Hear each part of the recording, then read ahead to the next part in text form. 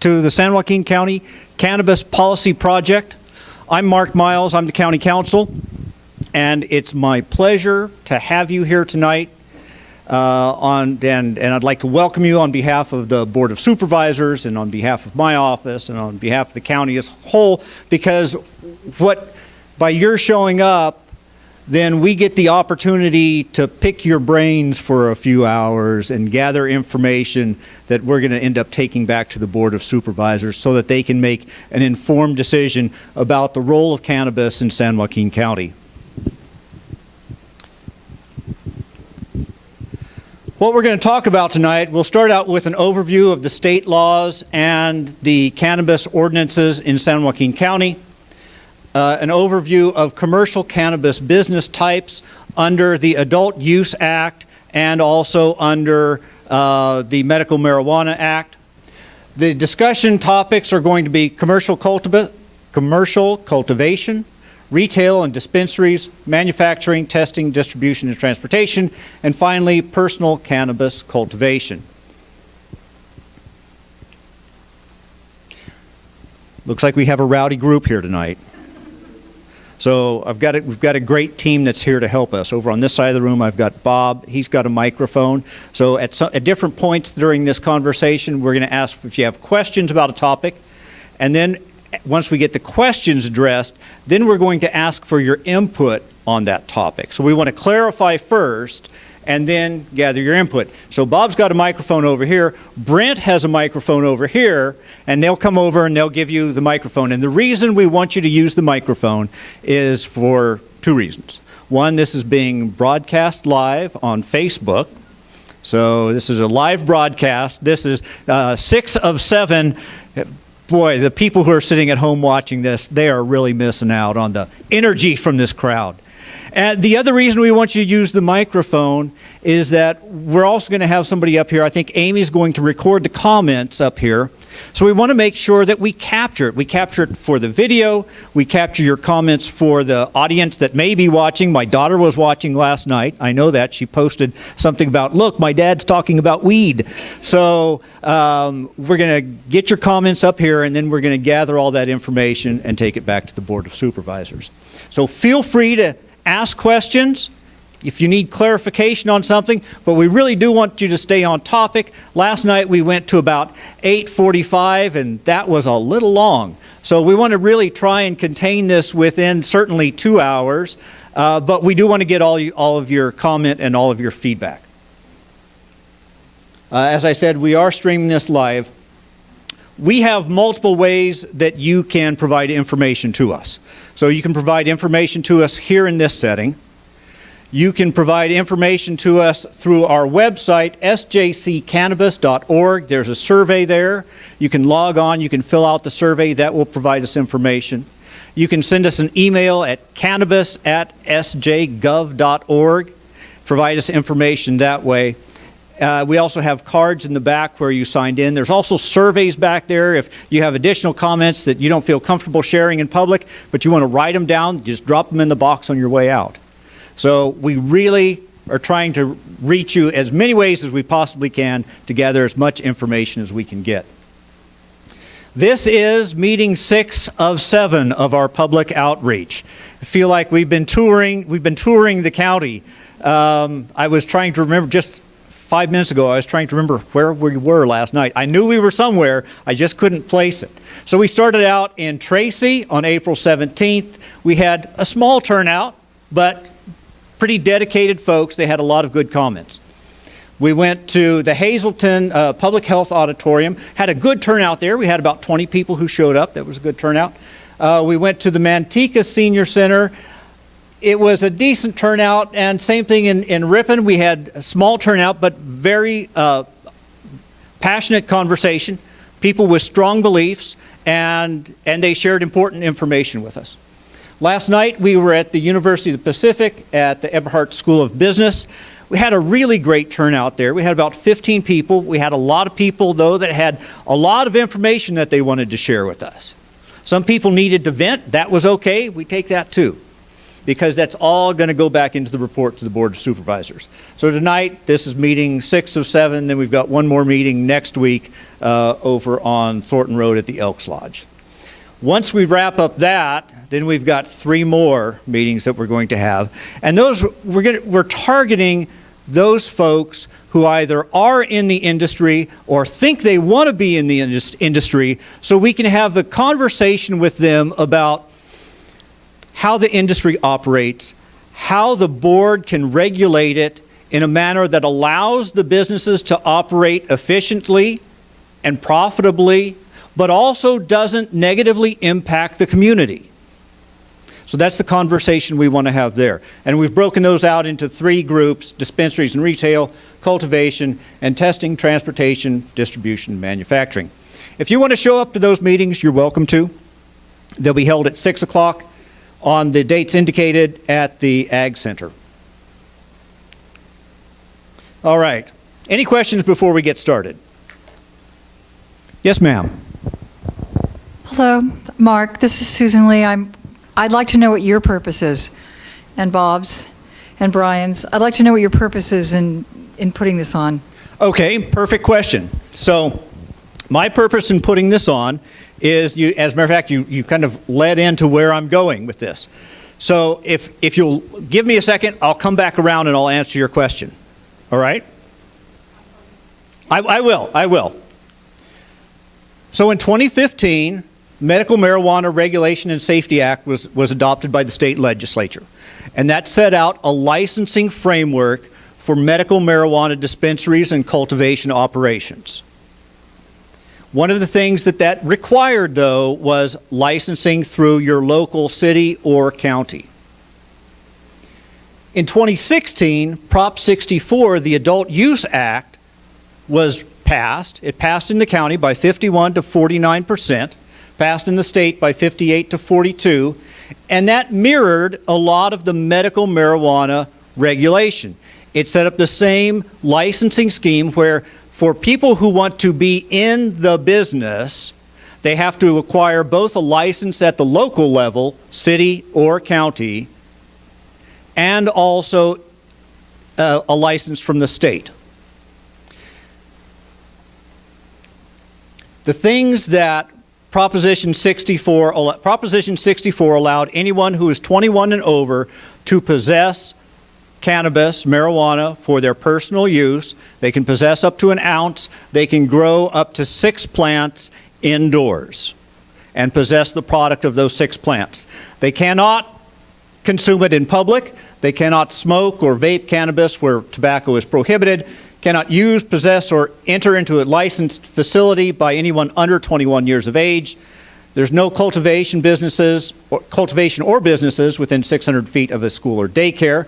No smoking within 1,000 feet of a school or daycare except within your own private residence if the odor is not detectable on school grounds.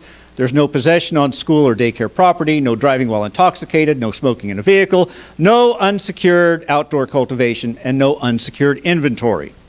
The big thing, though, was it set up that dual licensing structure. So in order for a person to participate in a commercial cannabis business in the state of California, they have to obtain 2 licenses, a license from their local municipality or county, depending on where they're located, and a license from the state. In 2008, San Joaquin County adopted a ban on dispensaries. At that time, the board took a position that was not that they were against cannabis, but they said some of the cities within the county are going to allow this and some of the cities are not. And we don't want some business to be able to open up right on the borders of a city and impose the externalities of that business on the city and the city not be able to regulate it. So we're going to say no in the unincorporated county and let the cities do whatever it is that they want to do. In 2015, that ban was extended and the board adopted a prohibition on all indoor and outdoor medical marijuana cultivation. So that sets the framework for where the state is with its adoption of medical marijuana regulation and the Adult Use Act. and also where the county sits with its prohibitions against outdoor dispensaries and also its prohibition against indoor and outdoor cultivation. On February, and this is the answer to your question, what my purpose is here tonight. On February 28th, 2017, my partner in this program, Zoe Merrill, she's Deputy County Counsel, made a presentation to the Board of Supervisors to inform them about changes in the law based on the Medical Marijuana Regulation Act and the Adult Use Act, and then asked the board the question, here's the information, what do you want us to do about it? And the board said, we want you to do two things. First, we want you to take those existing bans and we want you to update those so it's clear that they address all of the different license types that exist under state law and set a sunset date of December 31st of this year. So we are in the process of updating those regulations or those ordinances right now. They will be adopted by the end of this month. So it will make it clear that the 19 different license types that are contained in state law are prohibited in the county, at least through December 31st of this year. The other thing that the board told us to do was do this.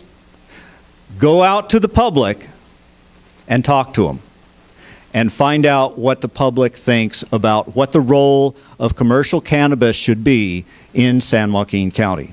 Should we have cultivation or not? Should we have dispensaries or not? Should we have manufacturing, distribution, transportation, testing? Should we have these businesses or not? Because the law allows, in that dual licensing scheme, the law allows both that the county can say no and continue its prohibitions, or that the county may allow these businesses and reasonably regulate them. And so that's what the board wants us to do, is to talk to you, to provide you information about these license types, and then get the feedback from you so that we can tell them what you think about it. Does that answer your question? Not exactly, but thank you. Okay. All right, I'll keep trying. So in this effort, what we're trying to do is gather that information. We're talking about what types of cannabis businesses should be allowed in San Joaquin County. There are multiple types, and Zoe will tell you about those types. What is the best location for each type of cannabis business, if the board should allow them? How and when those businesses should be allowed to operate? And then finally, should the county impose reasonable regulations on personal cultivation? So the first part of this, we're really going to talk about commercial businesses, commercial cultivation, retail and dispensaries. And the last part, we're going to talk about personal cultivation and those 6 plants that you can have in your residence. It's important to recognize that in this discussion, we're not talking about, and the board can't regulate what occurs in any of the cities. We are only talking about the unincorporated counties. So what happens in Lodi, Stockton, Lathrop, Manteca, Ripon, Escalon, and Tracy will be determined by their city councils. Stockton has already licensed some facilities, both for dispensaries and cultivation.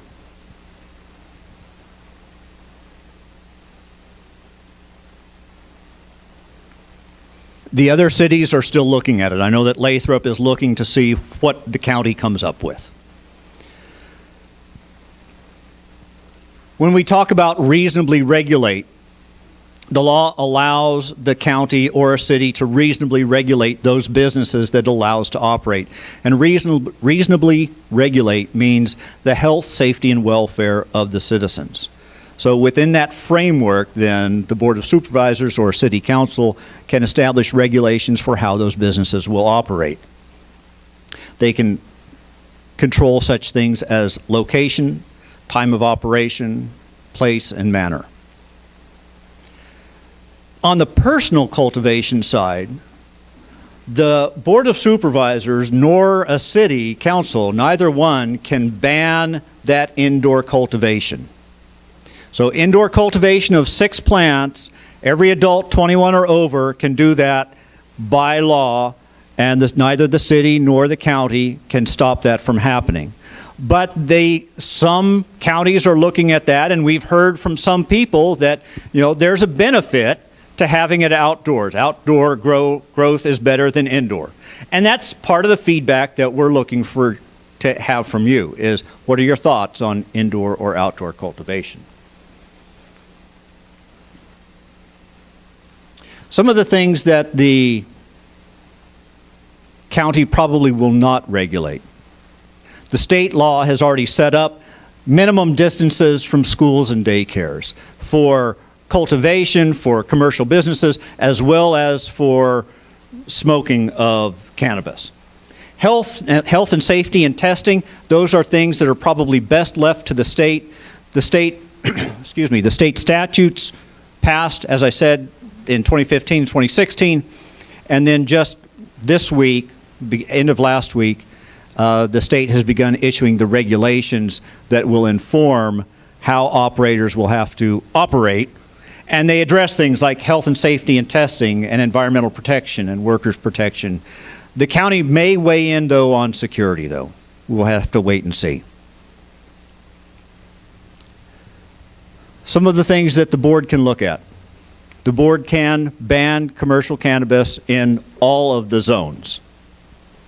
So there are agricultural zones, industrial, commercial, and residential. The board can ban across all of them. Or they may allow in certain parts of zones, overlay zones, smaller portions of the larger ag zone or a smaller location within the commercial zones. They may allow in the specific zones unregulated and say by right you can operate in a commercial zone, or the board can impose a conditional use permit on any of these businesses. So those are all, and the reason I'm telling you this is I want you to think about that as we pose the questions to you about should the board allow for commercial cultivation, let's say. And we want you to think about, well, where should that be? And should it be by right or should it be with a use permit, and why? And we're going to probe with those questions. The zones that we have, agricultural zones, residential zones, commercial, and industrial zones throughout the county. That's it for me for now. I'm going to turn it over to Zoe, and she's going to present you information on the commercial types. There's that other mic too. Perfect. All right. Good evening, meeting 6 of 7. Yay.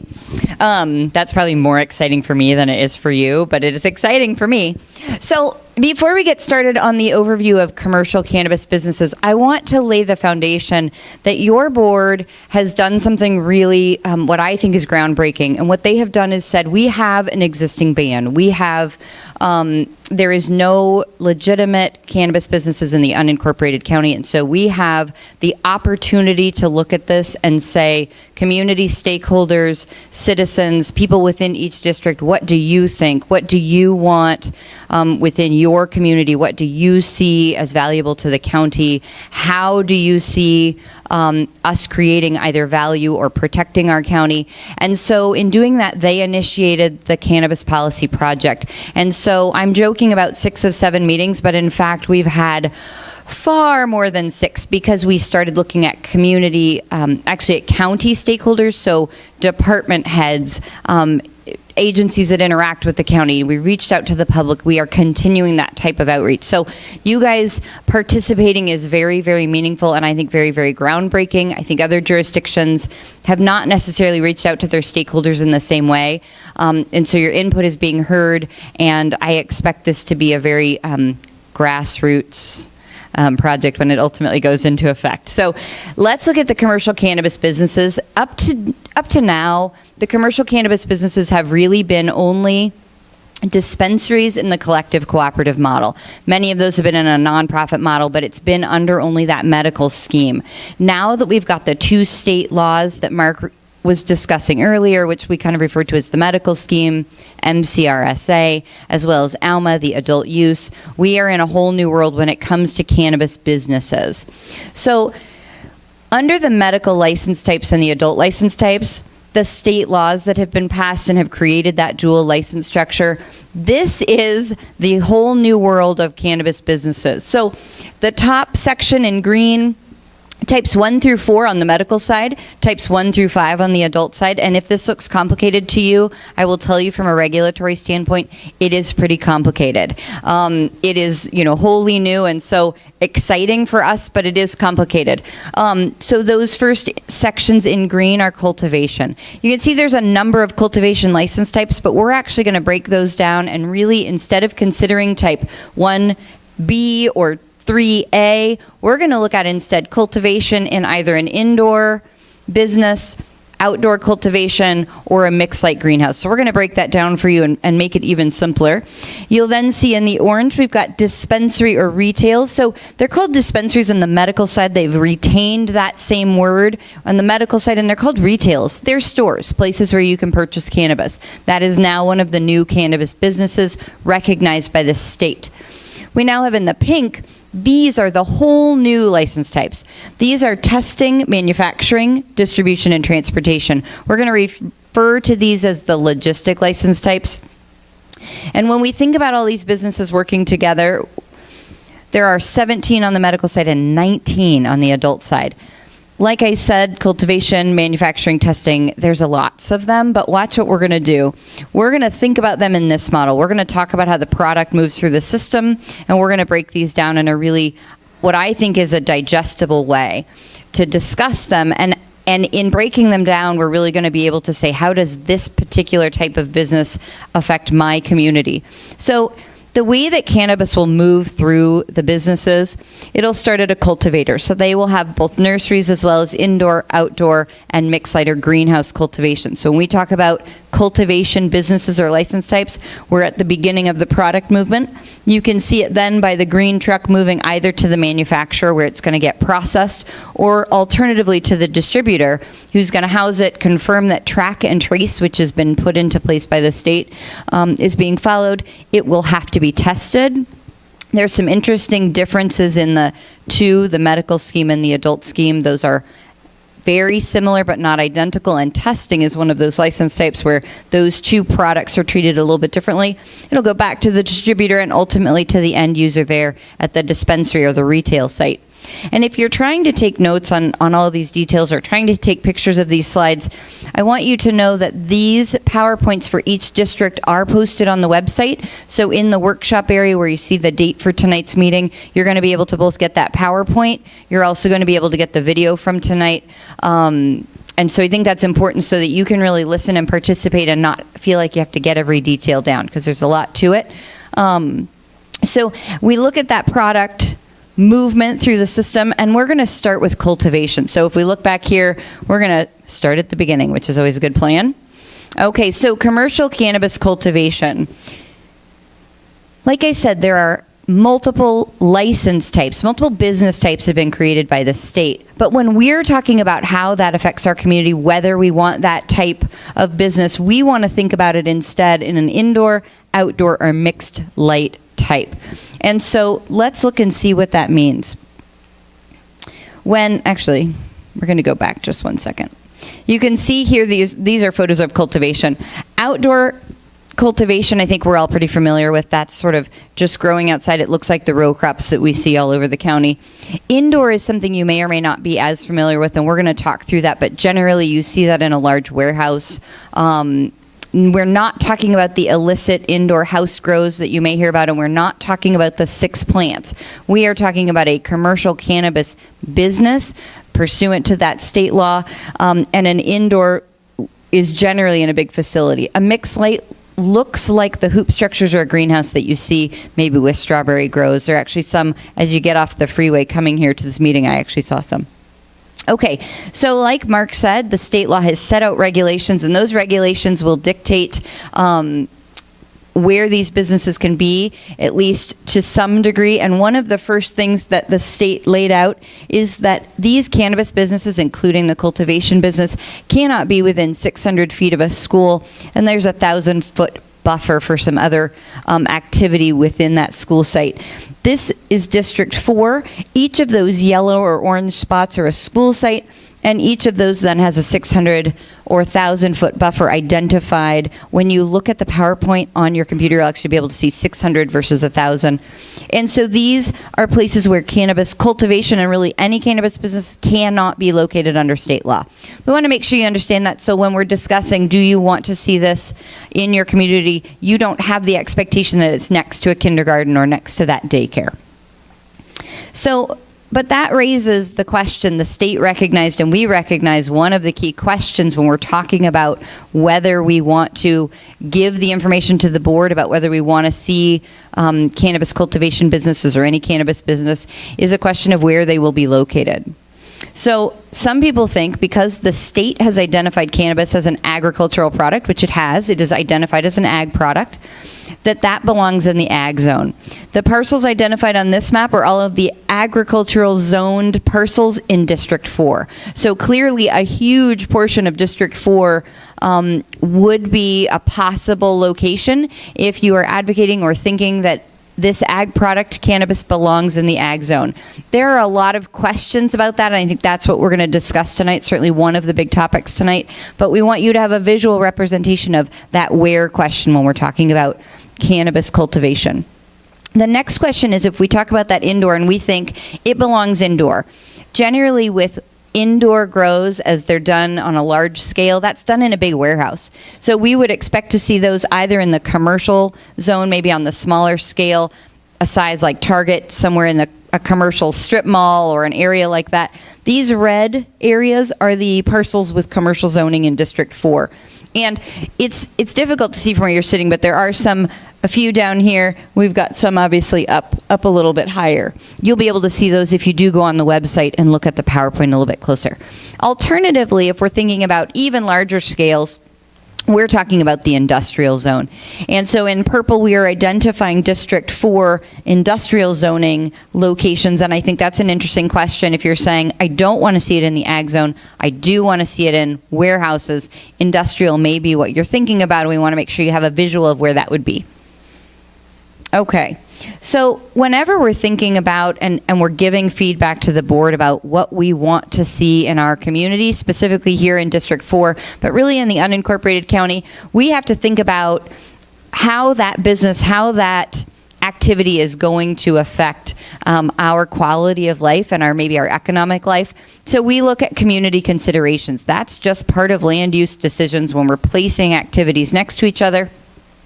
In this case, when we think about cannabis businesses, let's all be honest, odor may be an issue. So that's something we need to consider. That's certainly a community consideration for cannabis. Security is another one. Obviously, it's in the news a lot. The illicit or black market cannabis is in the news a lot. We all have experience with that. So we want to answer questions about security. We want to ask questions about security. The next is water use. San Joaquin County, water is always going to be an issue and something that we value, and we need to address that in the cannabis question. Energy use. Often we don't think of energy use when we think of agricultural products, do we, right? We grow corn out in the sun. That's a pretty low energy use model. But when we talk about indoor, that can be an incredibly high energy use model. And so that's something we want to consider. Building code and safety issues. I know this seems boring, but it's going to get really exciting soon. So just hang on to your seats here, meeting 6 out of 7. Okay, building code and safety issue. Any business in both the unincorporated county and really anywhere in the state, they have to abide by existing laws. Those don't go out the window because now we're talking about cannabis. And I think that's a really important thing when we talk about community considerations because, yes, they have to abide by existing building codes and safety issues. But do we want to have additional either building codes, additional sort of codes to address unique safety issues to the cannabis business? That's the question. Costs are always an issue, both for the business as well as the allowing jurisdiction. Available locations. That kind of takes us back to those zone questions, maybe some specific zones, discretion versus by right. Buffer zones. The state has outlined some. Do we want to look at some? And then county fees. Last night I said, yes, we love county fees. And it was a joke. It was just a joke. But that's a really important question, right? When we talk about something that's going to cost us money to respond, maybe by law enforcement responding, how do we address that? That's one way to look at that. And the next is enforcement. any rule or regulation is only as good as the enforcement. And that's important. So if somebody said, well, just make them do this. Well, that rule is only as good as we can enforce it. And that's an important aspect to talk about when we're considering and allowing a new activity, a new business type in our county. All right. So again, a visual of what District 4 looks like when we're talking about the zone options for regulation: ag, commercial, and industrial. Now those dots are really small from where you're sitting, but they're the red for commercial and the purple for industrial. And now, does anyone have any questions on the cultivation? So again, we're talking about the state has created both a medical scheme, an adult scheme. Those require both a local approval for any type, 1, 2, 3, 4, or 5, and then state approval. And now we're talking specifically about cultivation, which can be both indoor, outdoor, or mixed light. Any questions on that? It's complicated, so I want to answer any questions for you. Go ahead, sir. We'll get Brent over for the microphone. Thank you, Brent. Let's wait to make sure that we get you on the mic, because again, we're trying to record all these. Go ahead. My question is about hemp. There's been no mention about hemp. Correct. We have medical, we have commercial. How are you going to integrate hemp into this project? It's going to be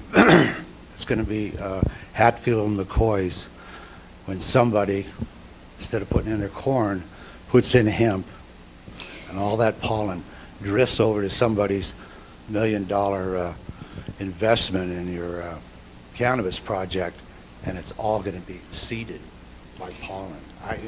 So, We're not even going to worry about getting, gangs and invading and doing the whole thing. We're going to have farmers fighting each other here. well, I certainly hope that doesn't happen. But your question about hemp is a very important question. It's on the table here with, as soon as the federal government lifts it, boom, that day, Brown has already signed it. So it's wide open. The question of There's no hemp is mention. definitely on the table. This project, the Cannabis Policy Project, is actually limited to the question of cannabis businesses as defined under MCRSA, the medical, and ALMA, the adult use. And hemp is actually being treated differently in the regulation market. We as a county are addressing it. Our agricultural commissioner, literally, we are emailing back and forth daily. He is up to date on the new state regs, which are, there's the formation of a commission right now. Mark is working a little closer with the ag commissioner than I am, but I believe that was actually formed today. They are working to get that together pursuant to state law. That commission will work to draft regulations and work with local entities in order to put into place hemp regulations. So that is moving. We cannot at the county level move beyond where the state is. We need to wait for that state process to get those regulations in place so that county players like our agricultural commissioner and really the board can look at those and say, this is what we want to do. And you raise a very important question, though I hope it doesn't come to the Hatfields and the McCoys, but there is the state has recognized and is looking at separation of hemp and cannabis, because you're right, they are not compatible. And so the state regs are looking at that. There's also testing issues that go along with it. There are a ton of issues that go along with it, but we are tracking it. Downwind issues. Are you going to chop up the District 4 on, the probability that, do you have it? Hold the mic. It's going to be really interesting how you work this. And a lot of that is really going to be driven by the state regulations. And so, and I don't mean to put off answering your question, but the answers just aren't there yet. It really depends on the state mechanism moving forward. And interestingly, the hemp, although it is less of a volatile issue within the state than cannabis is, hemp, that discussion and regulation was put after the MCRSA and ALMA, even though the product... It's still in the circle of medicine here for the CBD. If you're going to be promoting medical marijuana, you've got to also include the CBD production out of hemp. Let's get real here. There's not that much difference here, and it's a difference in pollen, and we're going to, But the state regs don't recognize hemp within the medical scheme at this point, though ultimately it may be part of the processing. There's no distinction between organic and GMO as far as corn drift here.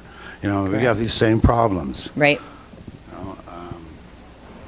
And that's true. And So here's what's interesting about our timeline is the Cannabis Policy Project, we are taking public input. Again, we have sort of compartmentalized that to be cannabis as defined under the two-state MCR, SA, and ALMA, again, separate from that hemp discussion. And we will be taking public input through about July 4th. We're then going to package that to get back to the board by August. During that same time period, the state is moving on the hemp question, and we will have to ask ourselves if the timing works to bring regulations forward at the same time, which would mean they would go in parallel. But we are limited by how quickly the state moves. And if that sentence, we're just going to let that sentence sit for a second, how quickly the state moves. Generally, it's not that quickly. There is a lot of motivation to move it, and I know members of that committee will probably attempt to move it quickly. So we will see if we can bring them in parallel. I expect it to be after the Cannabis Policy Project. Again, I recognize the science question that they're very similar, but under state law, they're being treated differently, and therefore, for us to inform the board, we're informing them on the cannabis. First and foremost, that's been tasked for us to do. They want a policy if they're going to draft one in place by December 31st, 2017, which in government time is the blink of an eye. And we will concurrently be looking at hemp, but that may follow. So I wish I had, a better answer for you, but that's where we are. On the other hand, keep those comments coming. Oh, hold on one second. I want to get you a mic.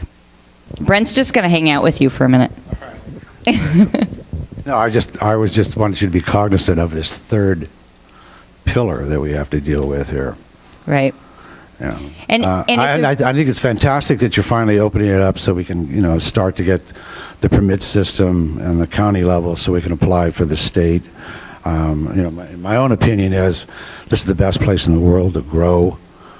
We have AA loam and the sun. There's a big difference between lights, which are just three white, red, and it's not even the same. It's not even the same plant. Not even the same quality. It's incredible. I've heard but that. We can grow it here, and we need to compete with Israel, England, and Germany. We do not need to be fooling around here. Okay. We've got to accelerate this and let the people that can grow it. Because if you don't let them grow it, we got zillions of people trying to jump in with alternative, with cannabis. If you don't grow it, you don't have anything. You don't produce it, you don't have anything in the marketplace on any level. And you're saying let's take advantage of the sun and the land that we have. Let's do it. So it's like we're Lodi. going to get to that discussion, what's sir. this, only to grow it indoors. Lodi Right. has a methane and electrical thing that's cheaper or the equivalent to PG&E. This is kind of like, my God, lawyers got to be licking their chops now. There's not due process going on here. Don't overtax it. Tax it when it starts, it starts flowering, and then you know where to go for it. But right now, it seems like everybody's jumping on it at every level to tax this plant, and that's not the way to do it. Okay, I love the way you've got there's not that many people here because it's hard to know that you have this going. I've been following Normal, I've been following the band every day, and I haven't seen. It took me about 2 weeks ago to find out about you even had this project, so it's not that well known. Okay, we're definitely working to get the word out, but as I said, we went to the board on February 28th, and they said, ready, go, and we had our first, project workshop within a month, so we're trying to move quickly, but we're also trying to let it marinate through the community. We're also, like Mark said, we're taking things, in multiple forms, so I love your hemp comment, and I would really appreciate both the comment tonight, but also if you could get us that by email and it maybe in the survey, we're going to raise to the board the fact that is a question being asked, and you're raising it on a real ag topic. I think that's important because we're an ag county, and you're saying let's use what we have, both our soil and our sun. So does anybody else have questions on cultivation? And then we're going to get to comments on cultivation. Any other questions on the cultivation? Okay, so when we discuss cultivation, and obviously those were some great comments, and I expect to hear a lot of those similar topics raised by community members here tonight.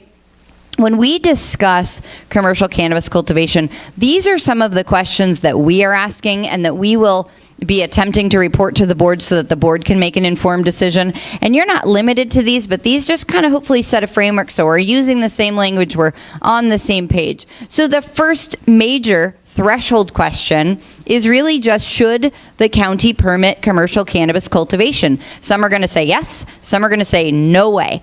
So that's the threshold question. If you are one of the yeses or one of the maybes, then the question is, should the county permit outdoor cultivation? Yes, no, maybe. Indoor cultivation, mixed light cultivation, so that greenhouse hoop structure. The other thing is, should the county permit nurseries? Well, that's cultivation, but you're looking at a structure within which generally it's grown, and that doesn't have a public, the public's not coming to and from that. It may have less of an enticement for the black market, so it's kind of a different type of cultivation. Then, if we get that far, which we're going to, I know with this crowd, should medical cultivation be treated differently from adult use? Historically in California, we have separated, right? This idea of recreational was not allowed. That was absolutely remained illegal, but we valued and attempted to let dispensaries thrive in the medical market. We've treated that differently in California. Now the state is saying both are legal. Should we in this county treat them differently? That's a question for you tonight. And also, where, if anywhere, should commercial cannabis cultivation be permitted in and around your county? That's that zone question, right? Or that location question. So that's how we want to at least get started. Let's open it up for discussion. We've got Bob with the mic as well as Brent. Amy's going to record your comments, and we've also, we're going to be asking some follow-up questions. So you had some great comments. Let's maybe hear from this side. Anybody have comments? First threshold question, should we allow cannabis cultivation in the county, in District 4? There we go. Daryl is not shy. Oh, yeah, I am. Hey, a question is cannabis federally legal? No, and that's the elephant in the room always. Yes, it is. It is a Schedule I drug that is illegal. Okay, so now, as a farmer, if I'm allowed to grow this out of my ranch, is the feds going to come in and shut me down? The county's saying and the state's saying it's fine, but are the feds going to raid it? The ATF going to come in and raid me and take my crop? They could. So here's how we address that question. The reality of that is that it remains illegal. It is a Schedule I drug, illegal in the federal market, under federal law. However, what we have seen in the evolution of states adopting legalization, originally in the medical market, and now we have multiple states like California who have it legal both in a medical sense or in a medical market, but also in an adult use or a recreational market. The feds, for a number of years, starting with the Cole memo, and there's a whole series of actions that have taken place, have said, okay, we're not going to fund enforcement of cannabis operations, whether they're medical or adult, so long as those operations were legal under state law. That did not change the fact that they were federally illegal. It did provide some protection, not written into law, but instead written into funding mechanisms that operators felt were sufficient for them to make a risk-benefit analysis, and they entered those markets, both in California and in other states. But every operator, whether it's in California, Washington, Florida, by entering into a cannabis market, even if they are compliant with their local and their state law, at least in California when there's a dual license requirement, they have to do a risk-benefit analysis. And all we can say is that we are or are not allowing the cannabis business. The operator ultimately makes the risk-benefit analysis and ultimately decides whether, Sessions saying it's all illegal. If you don't want me to enforce, then change the law. Trump saying I value medical, but I don't value adult. The funding has continued to not be the decision by the feds and the Department of Justice to not fund. My understanding is that has been solidified. They will continue to not fund the prosecution of operations that are compliant with state law. But will that change? I have no idea.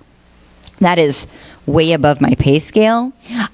So it does remain illegal under federal law, but any operator would have as many protections as the state could provide. It's not an easy answer. It's just not. I think what we've been saying is nothing in this area is black or white. It's all green. Wait for the mic. It's a lot easier to operate. And then I know you have a follow-up question, Daryl, so we'll get him and then we'll get back to your question. It's easier to operate if your county is supporting you. If your police force is supporting you, and you have your populace there, it happens. The feds will not mess with you. It's already happening. But when you have a county, it's already been 2 years. I haven't grown for 2 years. I honored it. All right. But it's time to bust it loose. We got Humboldt, we've got Mendocino, we have the northern counties. Those people are being supported by their political systems up there. By supported, you mean they have regulations that they allow are. it? They're opening it up. Okay. And they're All right. saying, we know that this is a licensed or approved operator. Toothpaste is out of the tube now. And I mean, I had great working relationships with the sheriff's department. And they just flat out to tell you, we can't help you with the feds choose to do what they're doing, want to do right now. And I said, I understand. Right. Because I've talked to people who are in LEAP, who are law enforcement against prohibition. They don't want to kick down doors. These California feds are not like this Alabama creatures. It's a different pool of mentality. Okay. We got some good police officers here with some brains. I agree. And when you say support, do you also mean that if something happened, an operator was robbed or an operator had a problem, they could call law enforcement in those Definitely. places? Don't be Do you think that creates a safety? I've had It helps. 5 people come in to try to shoot me up. I got 60 holes in my house. And this is 3-4 years ago. I never reported it. I've had shootouts. This is the reality of it. That's why the sheriff lives down the road, and I agreed with the security part of it. That is a reality. Doesn't mean stop it. We got some bad mothers here. They'll come in and they will. Okay. And what's the advice? Gun up. So is your thought then, if we had an approval process where it was allowed by the local jurisdiction, in our case the county, that actually creates a safer environment? Fantastic. We have lawyers who will come out. We have doctors who will come out. These are people who are afraid for their professions. And so we being cannabis operators, is that what you mean by we? I wouldn't be able to do what I've been able to do if it wasn't for underground support, which are professional people. Police officers' approval, Okay. lawyers' approval, academic. We have a study by University of Pacific. I'm a graduate at University of Pacific. We have and I love your motto is grow. We're going to grow greatness. We've already, cannabis is not going to save football. This county has done amazing. I played football at University of Pacific. We have brain damage. 40 years ago, we were talking about it. It's taken a long time. We have the sheriff here who's helped the research and CTE, which is incredible, who protected our coroner. Dr. I mean, it's Amalu absolutely doing the phenomenal. This same CTE mentality, research. these are smart people. Right. They can apply that same curiosity to what's going on. All right. We have a whole system, Okay. an endocannabinoid system that, it's the cosmic leaf. It is medicine. We have Stanford. We have Davis. The doctors here are absolutely flabbergasted about the research. The research is coming out of Israel, not the United States. It's So been on here the since threshold 1970. question, I get that you are clearly a yes, we should have it. Yeah, I'm I interested in definitely whether, am. because you're valuing it as a medicine. Do you also do you see a difference between those two markets in cultivation, the medical and the adult use? Do you see those as being valued differently, or should we regulate them differently if we're going to regulate? What's the difference if you're advised to smoke it, eat it, suppository? It's helping people with cancer. Let's get real here. We have people in our own county here are doing oil that are recovering from cancer. This is we all know somebody. Okay. We're not talking about it. And I'm this is talking where about we it. can I'm grow on the meeting best 6 of medicine 7. right here. And another thing about I have 10 acres. I can only grow 10 plants for a household of people that you might have 7 or 8 people that need it. This is ridiculous. Okay. And that's those are for fair what comments. per residence. I mean, You're ready to get moving. Let's change this. Okay. Let's hear from some other people on the cultivation question, because again, we've got the threshold of yes or no, and if yes or if maybe, where and how. So let's open that up. Again, important comments from each person. Daryl, did you have a follow-up? Because we kind of went. Okay, he's like, don't give me the mic. Okay, anybody else? We've heard from the right side of the room, ladies.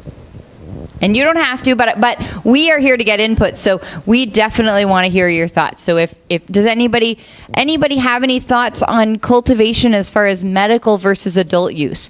Because even though somebody may not say, I want to see this in my community, or, Zoe, go forward and tell the board, I want to see this, outdoor. You may have some thoughts on whether you value medical in a different way than recreational or adult use. Are there any thoughts on that?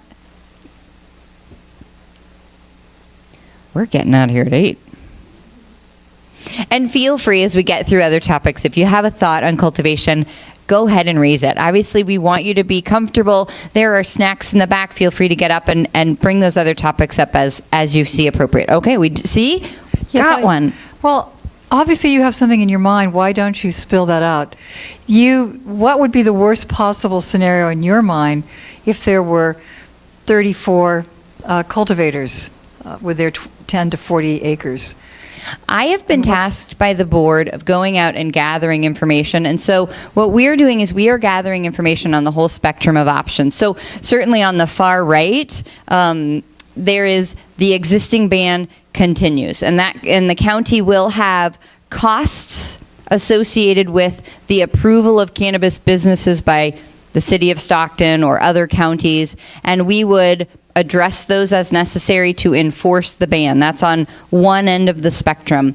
On the other end of the spectrum, on the far, we'll go with left, would be an open market where we don't limit by location, we don't limit by conditional use permit, we don't limit by application. We simply say it is a business like any other business, and depending on the type of business, you can be anywhere, but you have to abide by state law. That is the spectrum of information that we are gathering.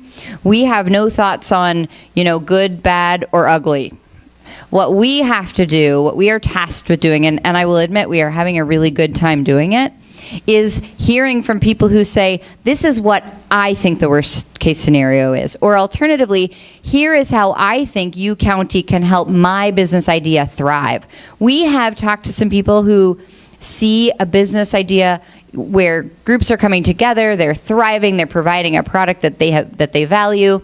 We also see people who are saying, I think if you allow this, card rooms and prostitutes will proliferate, and that is what I fear, and they genuinely fear that. So we are taking both of those scenarios forward to the board, and so I really have no agenda. I do wear green for every meeting, but that's so I match the PowerPoint.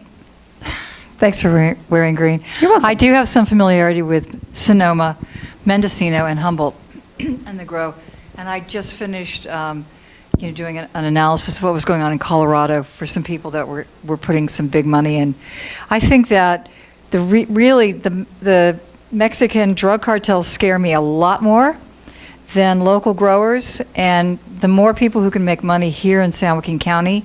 I was born and raised in San Joaquin County on a big farm, and I'm familiar with the whole agricultural process, and I don't appreciate that people are being prevented from growing hemp or cannabis in this county. And you should also probably know I'm the attorney for Prop 215, 1996. I'm the last person standing. I was also involved with the 1970 and 1972 propositions for decriminalizing cannabis. So I have a lot of experience in this area. I worked with George Soros. I helped put together the Drug Policy Alliance. And I really know about this area, and I know about the medical doctors who were so brave and stood up for medical cannabis for so many medical patients. And recently, my mother had the wasting disease, and she would be dead 2 years ago if she had not been put on medical cannabis. So it's a huge medicine. This gentleman over here is absolutely correct. And whether I like it or don't like it, or whether I use it or I don't use it, I don't feel like I have the right to tell somebody to drink alcohol or not drink alcohol or take whatever drugs they think are helping them. Cannabis is just a drug. And Dr. Todd Micarea, who worked for NIH for many years before he got started, he devoted his life to trying to get medical cannabis going. I do want to also correct a misunderstanding somebody had recently. San Diego County got heavily busted, the biggest dispensary down there, by the feds, and there's no excuse for it. They took all the cannabis that they had and all the cash. every penny, hundreds of thousands of dollars. So it's the feds have no intention of backing out of here, and I think that that's why these huge industrial groups where they're getting money from just hundreds and thousands of people are spreading the risk. Thanks. Interesting. So an incredible amount of knowledge. Obviously, we're going to maybe tap into some of that knowledge tonight, and I hope you make comments that are helpful. It's certainly valuing the medical side. Interesting with that history. California really did start this conversation, and that's an incredible legacy that we have. And the state, in bringing that momentum forward, has come and created this dual license structure, which is probably not exactly what was envisioned, but that's what we have now. And so the state has set up most of the law, they have set up the law and the regulations that we have to follow. And so we are exploring what we can do within that question. I hear you really value the medical side and say, let's not limit people's ability to enter that market.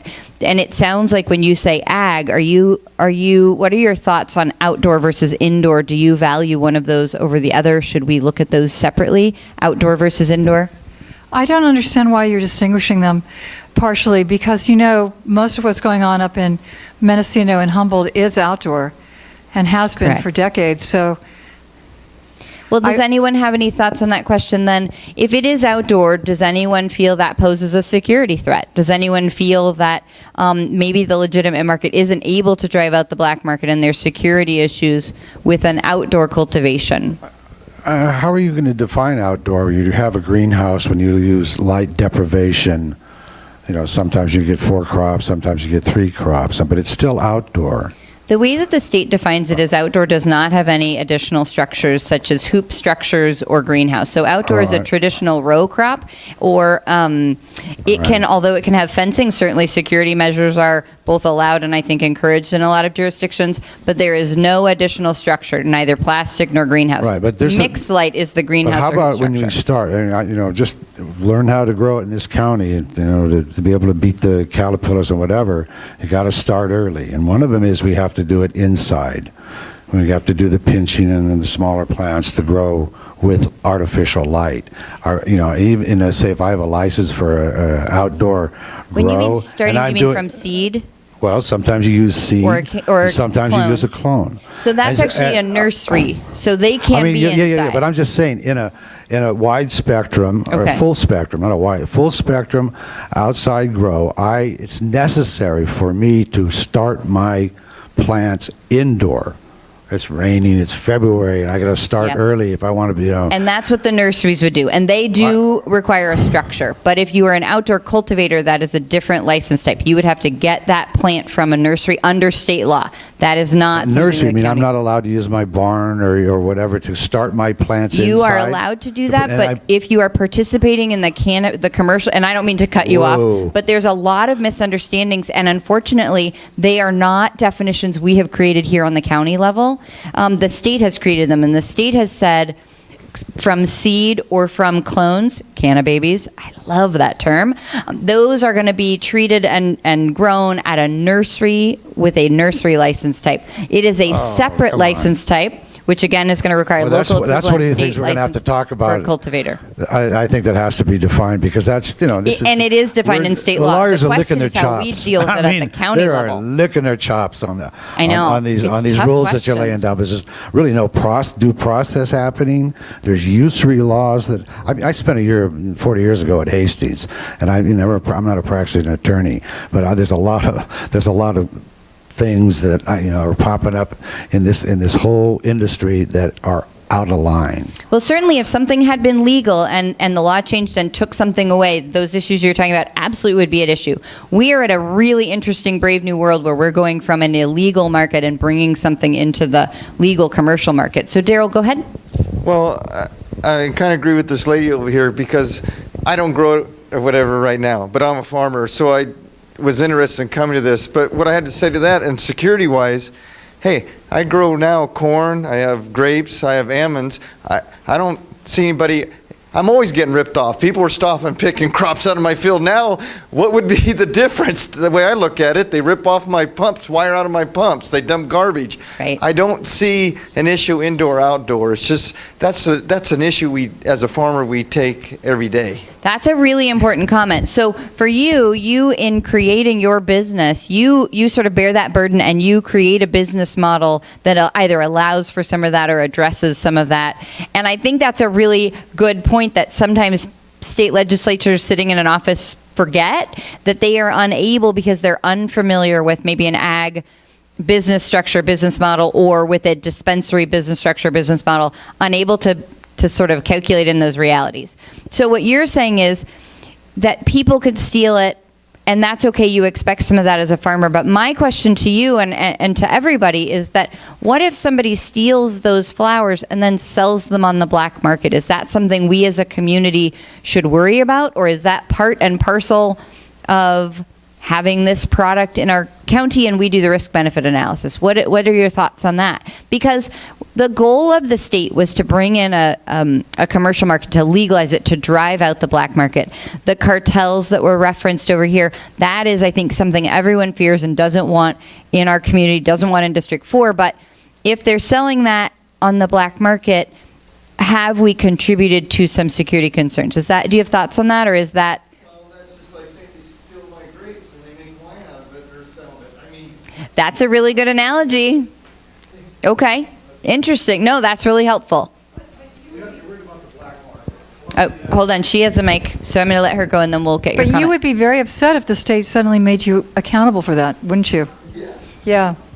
And I And- think that's a very good point. I Why do should too. he be held accountable for other people's theft of his crops? And what she's referring to, and I don't know if she wants to expand on that, but under the state laws, both the medical and the adult use, there's a track and trace program that requires anyone entering into now this market, this commercial cannabis market, from the nursery seed or cannababies up through sale to the end user, which is either a medical patient or a over 21 rec user.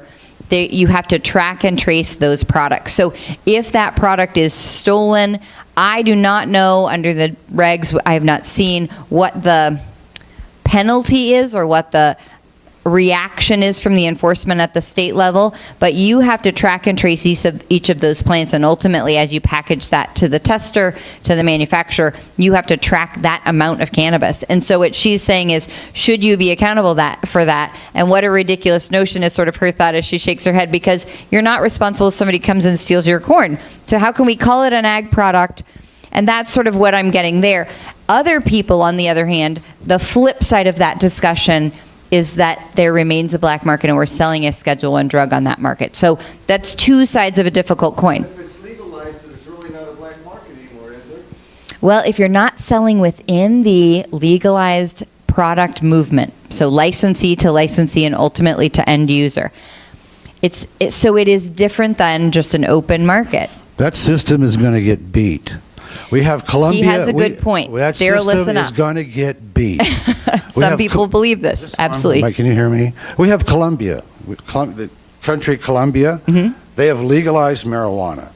They have legalized research, import, export, all aspects of it.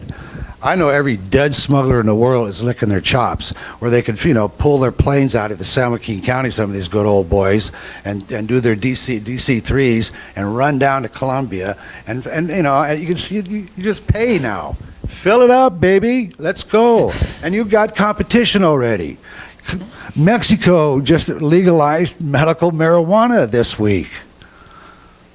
It is a changing market, and we do see and you're worried lots of about changes a little at the state black level. market here. Hello, you're going to get snowed.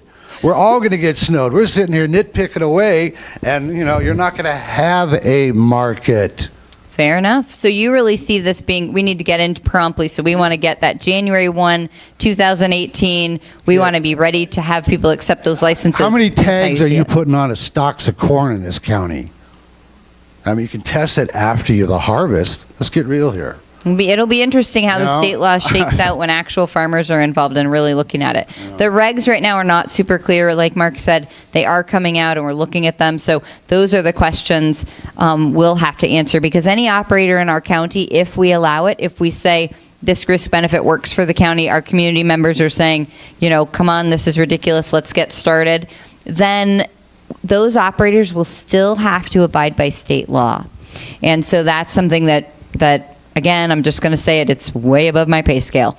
But really interesting. So we're taking notes and making sure that when we report to the board, that they are hearing that analogy with corn of being, wait a minute, this is my business model. This is my livelihood, and I need to have some control about the risk benefits and the realities of it. And I know the realities of it because I live in that ag market. That's something I think is really important to ultimately make sure the board understands to make an informed decision. So I think those are really helpful comments, and you really spurred those. So let's take a few more on cultivation, then we're going to move on to dispensaries. Well, I just want to summarize by saying what I'm hearing you saying is that the state would be more comfortable if people were growing cannabis in warehouses. And I want to let you know that from what I understand in Los Angeles County, that's exactly what they're doing. If you're going to do cannabis cultivation in Los Angeles, you're going to be in a warehouse.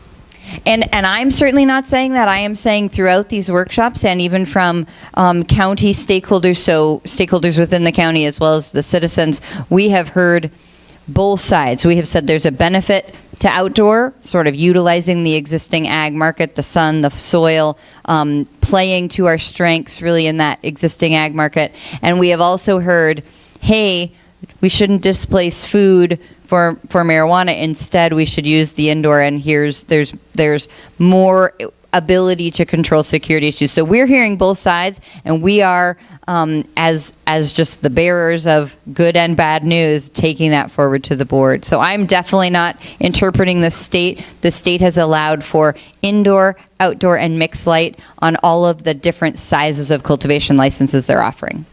So that's where we're on cultivation. Any last thoughts on cultivation before we move on to the next license type? Cultivation is really one of the most complicated, and I think one of the most, what we see as the most divided, because we have an ag community that either says protect our land or let me utilize my land as I see fit, and we have some security folks who really feel like if it's out in the open, it creates crime. So really, that's the most divided license type. So now we're going to move on to retail and dispensary. And I think this is a different discussion. Interesting, but different. So retail and dispensary, again, these are the types of business we are most familiar with in California. We've seen these for a number of years in the medical market. And thank you for your work on that. I think this medical coming forward has saved a lot of people, and that's recognized all the way up to the federal level as being of value. So when we talk about commercial cannabis businesses under state law, and of course they would also require local license under the dual license, the county can allow or prohibit these retail stores. So we ask the question of, should we allow them or should we prohibit them? We can do either under existing state law. If we allow them, one of the questions that's very important to people and very important for us to inform the board of is, should those dispensaries or retail locations be allowed to provide mobile delivery? We see that valued a little bit more in the medical market because you may have patients who can't go and get that, and whose patient caregivers are so tied to that patient because of their acute needs that they're unable to go and get that. And so there's really a recognized value for delivery in the medical market. Is that same value there in the adult market? We don't know. So that's one of the questions. And the other question is, should businesses that are dispensaries or retail that are allowed, if they are allowed, be allowed to have on-site consumption? Should they be able to have a vape lounge similar to a cigar lounge? Should people be able to go ahead and imbibe there? Somebody last night likened it to wine tasting, though under track and trace you couldn't taste without purchasing, but a similar idea of trying different products, either for what works for you as a medical patient because you may have unique needs, or alternatively as a rec user, the way I like one bottle of wine and I don't like another bottle of wine. And so that's an interesting model. So we can allow or not allow. We can allow mobile. We can not allow mobile. And we can allow for on-site consumption or not. When we think about a store, a retail dispensary is a store. It is like going to Target, only smaller, and you probably buy different things. But it's a commercial operation, generally speaking. The commercial parcels in District 4 are identified in red. So there's some limited areas if you're looking at commercial. One thing that's been raised that we don't actually address here with the option of putting dispensaries in industrial, we've had a lot of really interesting input from citizens about co-locating different business types. If I have an ag outdoor, I can do a farm store. Should I be able to do a dispensary store? Would that be like a farm store? Alternatively, if I've got an industrial warehouse, can I co-locate a dispensary there in the industrial zone, like the Ghirardelli ice cream store that's attached to that huge logistic factory in the industrial zone? Is there a value in co-location? Is that something we should limit? Or should we say, you business operators, you know what's best in your industry, you're part of our community, maybe we should leave that up to you. We don't know the answer to that, but this is where the commercial areas are, and we're not limiting that discussion, so please bring that forward if that's something that interests you. Again, we think about the community considerations. We're talking about dispensaries and a store, so it's a little bit different than when we're talking about a field of growing or a warehouse of indoor growing or a greenhouse. So odor may be less of an issue, but it's always something we need to think about when we're talking about cannabis.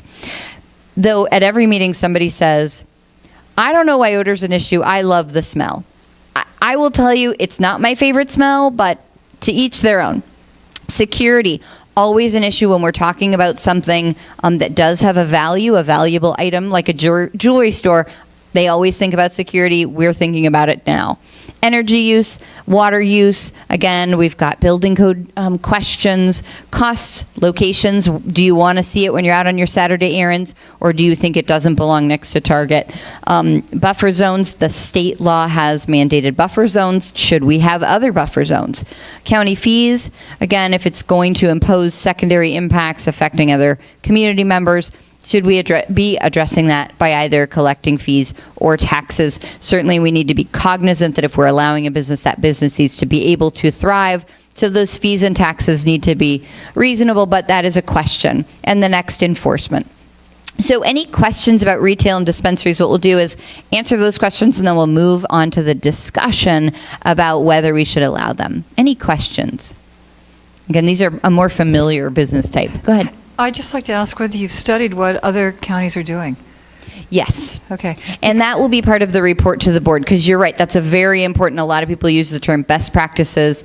We are studying both cities, counties, and of course other states, right? Colorado, Washington. There are some models out there that have, are we reinventing the wheel? No. Yeah, because we don't want to do that. No. Yeah, and I have been watching the 3 dispensaries that are on Ventura Boulevard in San Fernando Valley, Studio City, and Sherman Oaks, and North Hollywood, and I've been noticing how the community interacts with those 3 dispensaries. It's interesting that they're really so close to each other. They're all within a couple blocks of each other. Is there a synergy benefit? Yeah, I do. I think so. And there's public transportation available, and anyway, it's. Do you see security issues? Do you see, some people have raised that maybe criminals come to get it? Are you seeing that in the 3 that you're watching? No. Initially, I saw a difficult time with people getting in and out of the parking structures that were associated with the dispensaries. I saw some difficulty because Why? New people coming into the area, they weren't familiar. So not cannabis-related difficulties necessarily, but just to have new businesses in an area. Because people go to where the dispensaries are. I see, the volume so I saw of people. that, but now that they've been up and running for months, it's working smoothly. Have you seen those? I am tapping into resources. Everyone brings something different to the discussion. So since she's specifically watching them, let's get some info. So did those dispensaries that you know of put special security in place, and has that been effective? Thank you. The security that I saw was near the doorways and would walk around the parking areas. Oh, okay. Because there's these, Ventura is very near lots of homeless areas where homeless people are living. Lots. Okay. So were those security that you know of imposed by the by the city, or was that just that business saying this is a cost that helps us protect our product and our customers? Do you know? And you may not know, and that's fine. That's why I'm asking what you've done to study what other people are doing. Interesting. So we are looking at other jurisdictions. We're looking at other, both cities and counties and states. One thing that we have found, though, is that question is there is no one size fits all and there is no best practice. What's best is for what's best for your community. That's why the policy project is shaped the way that it is. We're coming out to say, here's what they're doing in Sonoma, which has a lot of similarities to San Joaquin County because it has an ag, it has a very valuable wine region, it has pockets of people in similar ways, it has a large city, not quite as large as Stockton, but someplace like that. But if our community stakeholders are saying, this is what we value, we need to listen to our stakeholders before we just plop the Sonoma model in, if that makes sense. So we are certainly considering it. We're bringing that information forward to the board, but the policy project is shaped to get community stakeholder input because San Joaquin County is unique. Every county is unique. But yeah, we definitely are looking. All right, so let's go ahead and get into the discussion of dispensaries and retail. Again, we've got a threshold question. That is, we are asking you, should San Joaquin County allow in the unincorporated areas retail dispensaries or cannabis retail businesses, however you want to call them, both dispensaries and retail, we're using those essentially interchangeably in this conversation, in District 4 and in the unincorporated county. That's the threshold question. Yes, no, or maybe, but only if is kind of the answers. And then if we do, if you're a yes or a maybe, should we treat those businesses differently if they serve a medical customer versus an adult use customer? So let's open it up again. Brent has a mic and Bob has a mic. Should we have commercial sales of cannabis in our community? Blink twice for no.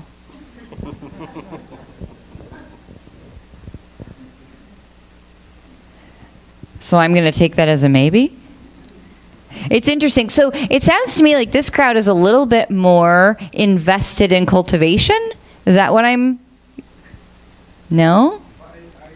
And dispensaries is...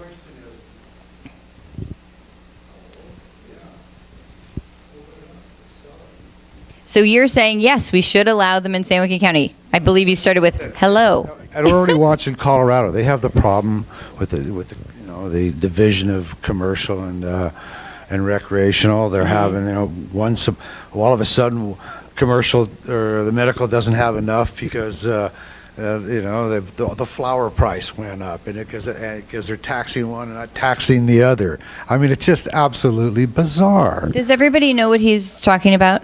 You're talking about I'm talking about the Colorado. He's talking model. about Colorado, and so Colorado does have a separation of medical and adult use, very similar to California, though not the same. And similar to California, they tax the rec marijuana, so the end user is an over 21 recreational user, at a higher rate than they tax the medical, because medical is a different product. I don't know if their testing standards are the same. In California, we'll actually have different testing standards for those two products. And in Colorado, what he's saying is that's not been a good thing. No, it's not working out for them. So for They're having you, problems with it. Your thought is yes, we should have it, and no, we should not treat adult and medical differently, except as required by state law. Well, the medical, definitely the testing. If we're going to be putting it out there as a medicine, it definitely has to go through the rigors of testing. And the state requires all marijuana, adult use, and medical to test, so we're on the same page. So if you're testing both of them, what the heck? What's the difference? Right? That's what I Hello? said to the state. When I saw different regulations, I said, state, what the heck? But do you see a difference in your community? If you had a dispensary on the corner in your commercial area of your area in District 4, do you see an issue with that selling medical, adult, or should they be the same and be able to be co-located? Wow, that's I know you have strong opinions. I'm a farmer. I want you to drive. You could drive right in my driveway, and I want to be able to put it out there and sell it just like I do Like a honey, farm or stand? honey or anything else. That's an interesting Especially if it's question. A farm flower. stand is an interesting question. And if I want to sell, if I'm commissioned with an Israeli company, and I want to sell it to them. I don't want to be having to be taxed by some, Yahoo Teamster telling me, you got to take my truck and you got to take my driver, and it's a bunch of crap. And they busted that cycle with the microbreweries when the Teamsters tried it. That analogy gets used a lot, the alcohol market and the craft brew. Well, it's like Sierra Nevada said, hey, I want to own my own trucks. I'm going to do my own distribution, and I will hire union drivers.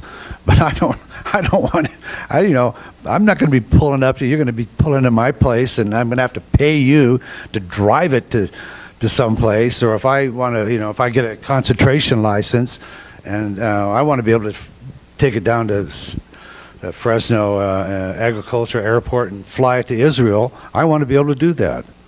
You should definitely take that up with the state, because those are serious business concerns. These are or I'd like to be able to take it over to Nevada. I know of a dispensary that, that's opening up. Those are definitely issues you're going to have to face under the new state law.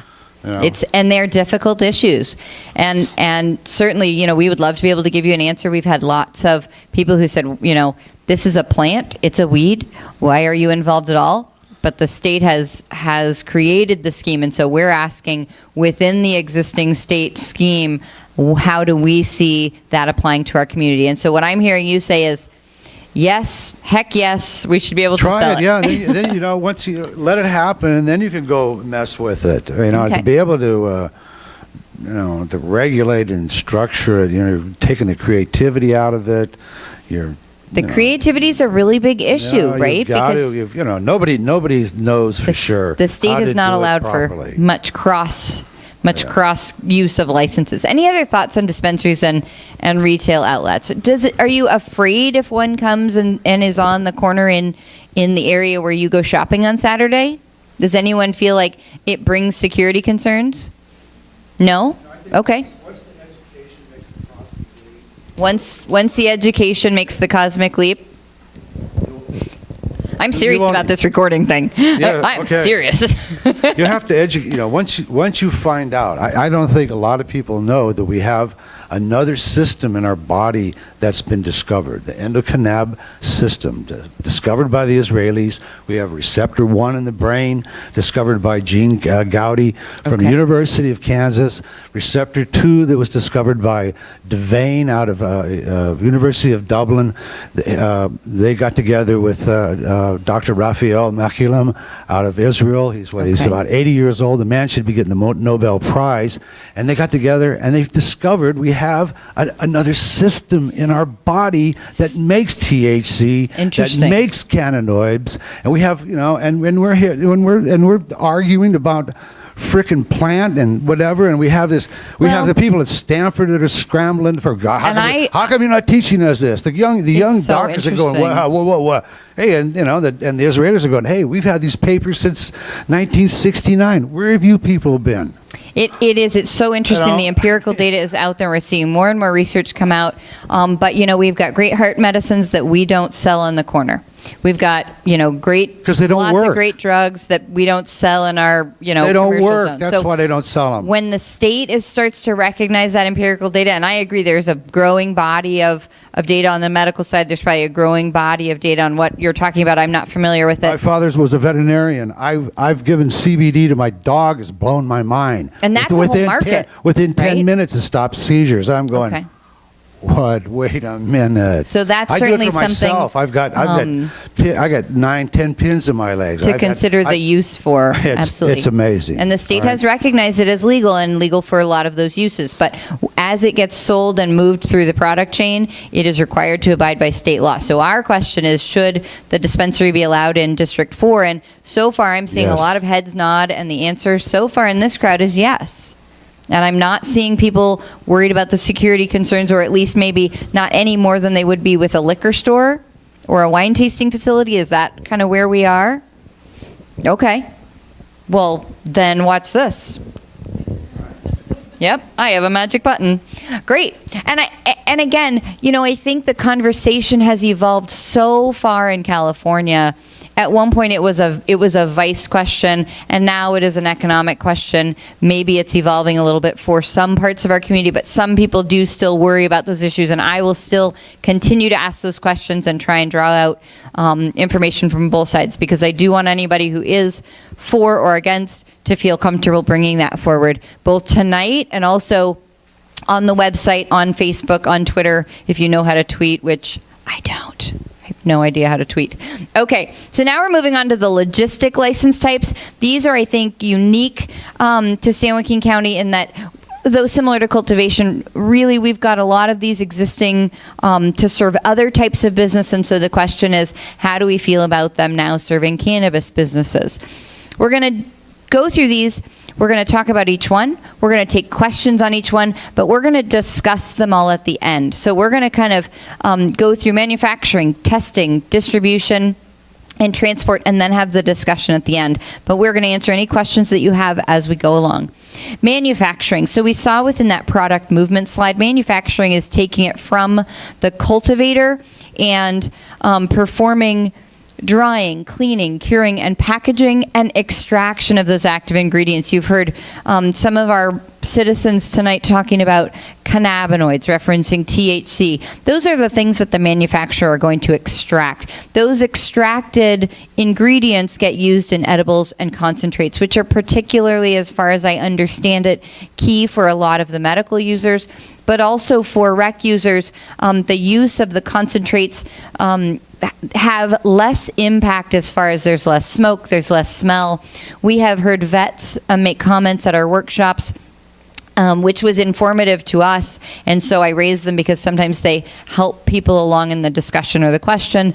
In using something like a concentrate, they can use it at home where they may be experiencing PTSD symptoms without either affecting the children being exposed to that secondhand smoke. So that was interesting information for us. The manufacturing stage is key for transforming what would otherwise be, that smoky college reefer madness smoke into a more usable, less impactful product. So that was interesting for us. Again, that's the manufacturing type of business that will do that. There are two levels recognized by the state. Again, these are state laws and regulations. The county has not developed this level. One is a non-volatile solvent, or no solvents, but extraction by other means. And then level 2 under state law uses volatile substances. I don't raise that because I think it creates a danger or security as far as it's going to blow up, but I want people to understand what we're talking about so that we're on the same page. These are industrial processes. So we've got different methods and types of solvents used. Those are industrial processes. Even when we're talking about a food-based, getting the oils, that's something that's going to happen in that type of business. So because these are, like I said, industrial, I had been using a Frito-Lay, like Dorito factory, where we have food product coming in, but that's being then processed. You're welcome, Greg. It's being processed along with the orange powder and the tortilla chip to make a Dorito, which is then put into a bag, and as it leaves the factory, you have a packaged product. That I have also been informed that another good analogy, because we have identified cannabis under state law as an ag product, something like almond milk is actually a really good analogy, because what you're bringing in is a perishable ag product, like almonds, and then you're processing it in various ways, and you're both ending at the process with a packaged milk carton of almond milk, or alternatively, you've got an almond either concentrate or oil that may be leaving that factory to be utilized in other products. So we think that both of those are fantastic analogies. I like Doritos, and I like almond milk. All right, so when we talk about that process, I give you those details because the type of business it is really most appropriate in an industrial zone. And again, this is that same map you saw before. These are the areas in District 4 where parcels are given that industrial zoning. So those are going to be the most appropriate for that type of business because of what they're doing. And that's under the existing development title and general plan definitions. So we, again, consider community considerations. A lot of those have less impact here, again, because we've got a facility that's going to be in an industrial zone. We probably don't have the odor, but certainly an ag product is coming in that does have a smell, so it's something we consider. Security, Always an issue. Yes. Wait for Brent. Wait for Brent. Brent, will you just sit next to him? I grew up Go between ahead. two dairies. Okay. Yeah, I'm two shit factories. All right? You want to talk about odor? I mean, I would welcome the smell of pot for 2 or 3 weeks. Might have happy cows too. It could maybe. Yeah, I mean, the odor, come on. It becomes a mental thing. Is an excuse to bitch, is what it is. Well, It's, and certainly that's your what do you do? You opinion. go, hey, your And I cherries, respect your that. cherries are too good this year. Oh my God, there's too many bees. Let's get, oh my God. I mean, odor. No, And it doesn't bother you. filters? But some No. people are sensitive. And as we talk about medical patients, let's be considerate. There are all different types of people on the spectrum who have needs that we need to consider and recognize and that we share our community with. So when we talk about odor, it doesn't bother you, but it may bother somebody else. And there may be a risk insecurity that doesn't bother you, but it may bother somebody else who's at a different place in their life. So we do consider it in community considerations. I'm not telling you what weight you should give it, but I am saying when we think about land uses next to each other, when we think about activities next to each other, we do have to think about that. As the government, we have to think about it. As citizens, we have to think about it, and we want your input on it. So we've got your input on it, that it's better than a shit factory. That's right. Okay. All right. So other community considerations are, of course, water and energy use. They do have to abide by existing laws. Again, these are the same. We like to, speaking of reinvent the wheel, we had this slide, so we're putting it in as often as we can. Available locations, that's something that our general plan does address with this type of business, but do we want to have unique considerations because it's cannabis? That's a question for citizens and ultimately for the board to decide. Buffer zones, fees, enforcement. Those are, again, always the community considerations when we're thinking about bringing or allowing a new activity in our community. So any questions on manufacturing? We're not going to discuss it. We're going to wrap up all the logistics at the end. But are there questions? What is it? What does that mean? What does it do? Can I have some Doritos? Go ahead. Thank you very much, Bob. That's when you're value adding. In the manufacturing process, you're adding the most value. So I would think you'd have the most theft from people who understand how to place this valuable material that's been processed. So I guess security issues I would have. Interesting. More security Okay. issues. So we're definitely considering them. And when we talk about these license types, I want to circle back to that. The value added and sort of how it, on security issues, how it is of value, how would people understand that or sort of recognize that? So I want to circle back to that. And so, any other questions on manufacturing? Okay. So again, we're providing you very simplified versions of the state definitions, but I think it gives you enough to understand kind of what the businesses would be if they were allowed. Next is cannabis testing. Huge issue. A lot of people have said this is one of the number one most important aspects, which I thought was really an interesting comment at some of the other workshops. This license type, this business, what it does is it will test all of the cannabis that's coming through that product movement, whether it's medical or adult use. So regardless of the end user, it will have to be tested. Depending on the type of end user, it will have a different standard for pesticide residue and other aspects. Testing will be for cannabinoids, obviously very key to the medical market, but will exist in both end user types of cannabis, contaminants, microbiological impurities, and other compounds spelled out in state law. The state regs on this are extensive. We do not expect the county to add any regulations regarding the testing numbers or the lab results. Our question will be if we should allow this type of business, if we should, where, and are there any additional things we need to address, security or anything like that. So we see that really as the question on testing. Any questions on the testing business or that license type as defined by the state? Any questions? Okay. So again, it's a lot of information to take in. It is also on the website. The website also has links to the State Bureau and other places where you can get detailed information. And I promise you, in the Google world, or in the cannabis world, Google is definitely your best friend because you can get onto various sites that'll, if you have a specific interest, there's a lot of information out there. All right, so the next business type. Oh, yeah. I'm not a great believer that that people, just because they were for the government or the state, are more believable or credible or more honest. I did get that from you earlier. Yes. I did. I picked I'm up on glad that. you did. And I appreciate your honesty. But so, and you keep mentioning over and over that, well, we're going to rely on the state to do this, or the state's going to do that, and this is going to end up back at the state. And I'm concerned about that. I'm honestly concerned about it. That's all I can say. I absolutely respect and hear that concern, and I actually just want to correct one word. We're not necessarily relying on the state. Our ability to create testing regulations is preempted by the state, and that means that even if I thought the state was either maybe influenced by industry or making bad decisions or taking terribly too long in writing laws that I can't possibly interpret or apply. Yes, that happens. That we, as a board, as a county, our board is preempted from changing that law. And so again, our policy project is to bring information to the board to say, within the existing state structure, which you board cannot change, how do you want to apply it in our community? And I'm not asking you to do that. That's not really the nature of my question. My question really is more about, since there's nothing we can do either, we're all preempted by these same state Right. rules or state requirements. So there's no point in really discussing it, because the state's that is already there as a given.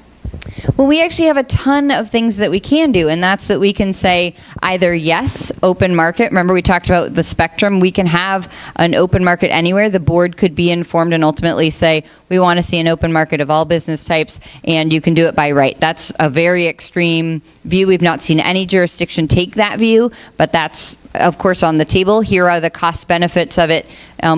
Board make that decision, and they may make that decision. Alternatively, way over here, cost benefits of a continuation of the existing ban. Board hears the information, the board may opt for that. And so I think there is a lot within the state scheme, and so I hope that you don't take her comment and don't think it's important to continue to provide input to us. All right, so let's move on to the distribution license types.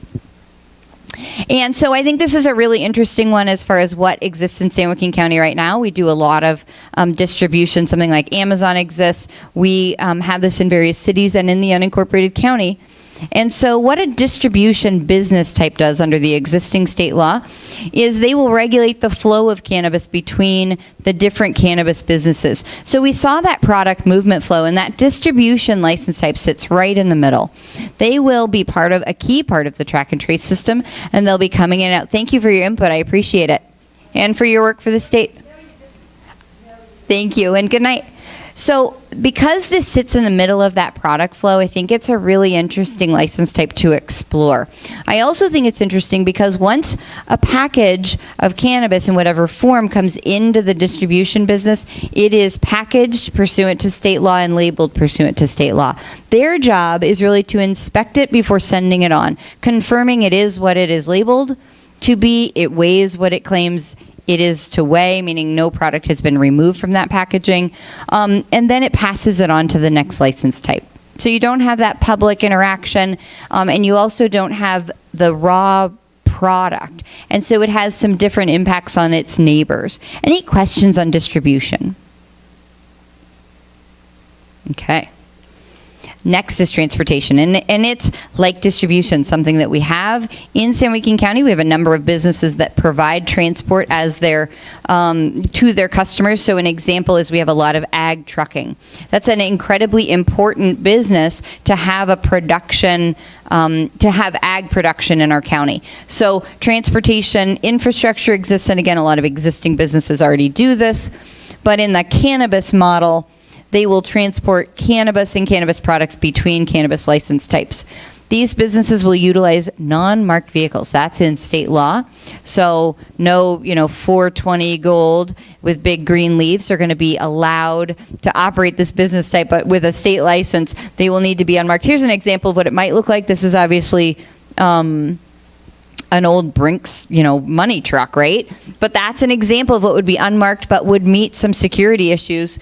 And we see these kinds on websites talking about sort of this license type. So businesses will also, they're not just your old school harvest truck company anymore. They're going to have electronic shipping manifest, provide that to the state because the state will be enforcing their license requirements, and carry a physical copy with each shipment. What we have considered and what's been coming up at different workshops is, okay, the state has these requirements, but do we want to, if we allow this, and do we want to consider maybe additional security requirements? Do we want them to have a camera? Do we want to protect those drivers? Do we want to add any of those things? Or alternatively, again, do we want to, if we allow them, let that business make the decision to protect its product and its relationship with customers, and that's part of its business model? Those are, that's sort of the scale of that question, and I think it's really an interesting question, and it brings up some open market questions and all of those. So the other thing I do want to raise whenever we talk about this type of business, I think it's very key to note that the state does not allow any jurisdiction.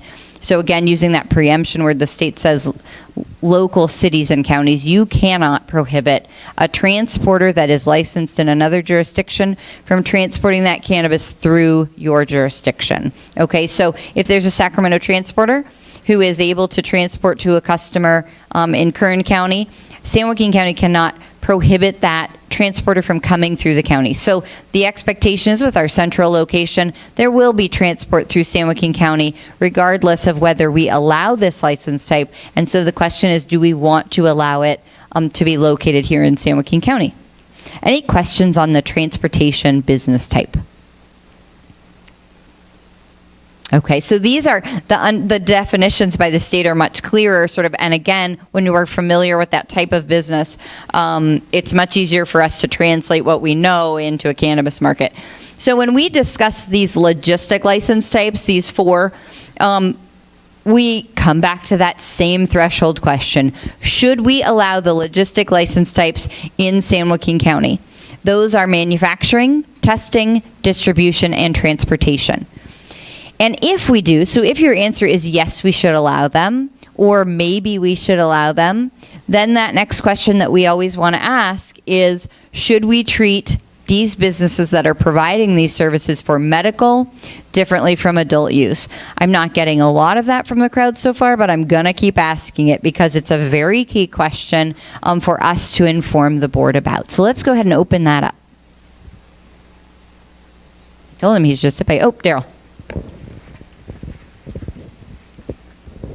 So in all four of these items here, is the county or the state, is there a limited amount of each one, like permits that they're going to allow for so many transporters or so many manufacturing facilities, or is it going to be just like you said, that making your Dorito plant? If you want to open one, you can open one as long as you fit under the rules. I love this question, and I love Doritos.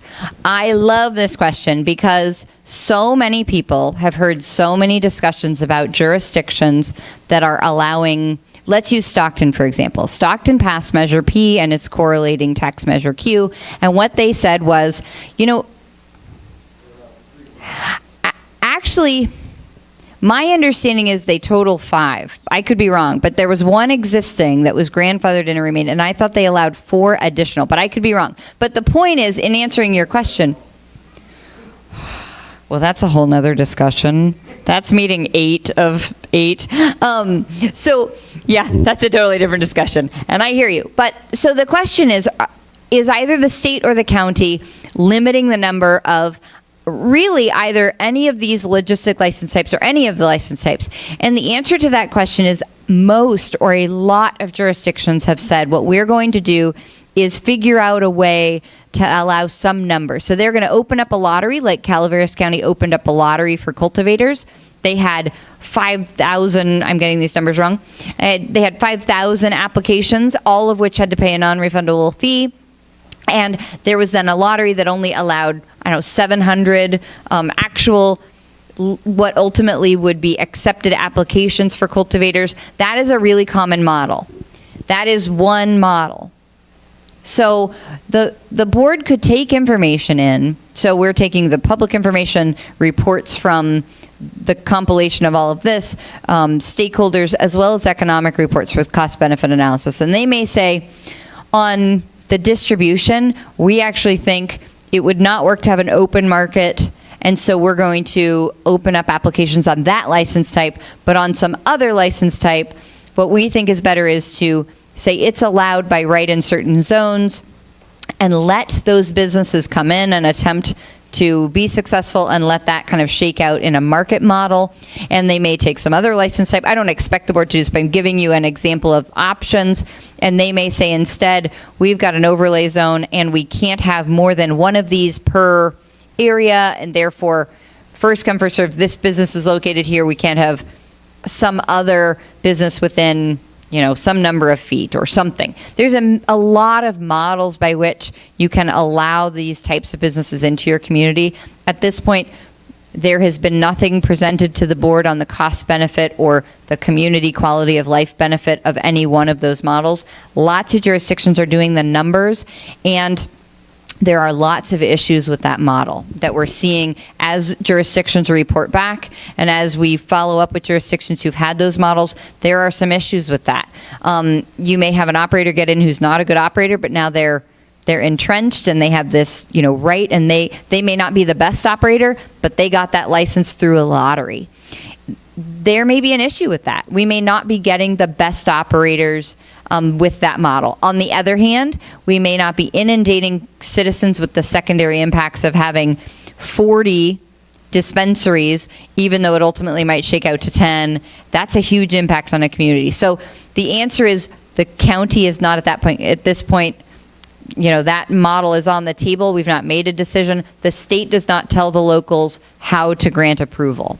So the state's not weighed in on that, but gosh, it's a huge part of the conversation. And that's how a lot of if you look back historically, the medical dispensaries, when they came in under the collective cooperative models, jurisdictions, in fact, I think she raised LA, said, okay, we're going to have 10. And so it was sort of whoever got those first 10. So if you have thoughts on that model, we'd love to see them by email or in a survey. Because that's a unique question, and it is one of the models that gets utilized by jurisdictions, and it may or may not be the best model. That was a really long answer to a really easy question. You're welcome.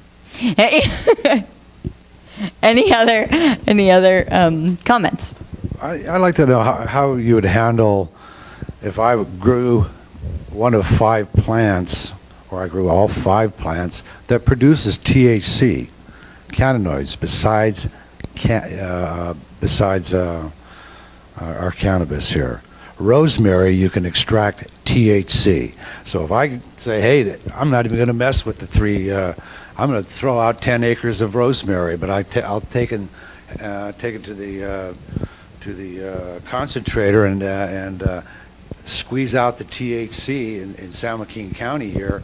Hello, you don't have any rules to cover me. Are you going to focus on me just because I can extract THC out of another source? First of all, I think you will smell wonderful. And second of all, it's interesting. These are elements or compounds that we get into who You're are right. also part of the cannabis plant that can be grown. Right. No, and it's a really interesting question. And so your question really comes down to whether that manufacturer under its state license could accept alternative plants and process them. And unfortunately, I don't have the answer to that. I would not expect to see the board give direction in regards to rosemary. I would expect the board to give direction in regards to cannabis as defined under the medical scheme and the adult scheme. So if I did it and I could produce THC, it wouldn't bother me. I won't bother you. Now, and I don't think the board is going to direct me to bother you in policy either. Okay. So and that's an interesting question, right? Because these are natural products, and a lot of these plants are related. It's going to tie into the medical part of it. It's going to make a giant leap, that's you're going to ban it, and we still are going to pursue the compounds for medicine here. And I don't know that manufacturers will be limited from accepting other plants. I can't imagine that the state's going to say you have to accept only cannabis and you can't accept rosemary when they have a facility that has the processes. However, because they have to maintain testing and a level of non-contaminated product, that would be an interesting question about cross-using the same system, the same mechanical structures, all of that. And I don't know the answer to that, and it's really interesting. Well, we might have a fight between the cannabis, two different kinds of, three kinds of cannabis farmers, you know, and I don't want to participate in the fight, but I want to be able to produce THC. And I hope nobody's fighting, and I think rosemary smells great. I'll bring in another plant, you know, there's also the nutmeg, the mache, which is the middle of the nutmeg plant that produces just as much. And I think that those are really interesting questions, and this will continue to evolve. Right. We are currently looking at just cannabis as defined by the state now, but that doesn't mean, you know, this debate didn't exist before 40 years ago, and there'll be another one in 20 years. Let's hope not. Any other comments on these logistic license types? Does anybody think these are uniquely situated for San Joaquin County and we should capitalize on our strengths? Or alternatively, do you think these create, you know, an attractive nuisance or a criminal element may be interested in following that truck or something like that? What are our thoughts? Okay, so is anybody have specific concerns about manufacturing? So are we kind of on the same page to manufacturing something that you think should be allowed in San Joaquin County? Okay, I'm seeing a lot of head nods. I saw a shrug. I'll take a shrug. Okay, that's input. I'll take it. Amy, note shrug. We're going to note that. All right, and testing. Does anyone see any specific negative impacts from testing, or do we think it should be allowed in San Joaquin County? I'm seeing head nods with a yes. Any specific concerns? I'm seeing a no. Okay, so no specific concerns on testing that should be allowed according to this District 4. I love it. I love that I'm getting input even if it's not verbal. So I'm trying to translate non-verbal communication. If anyone's like trapped in a box, I will let you out. Okay, distribution. Does anyone see any negative impacts from distribution? Do we think it should be allowed in San Joaquin County? I'm seeing head nods.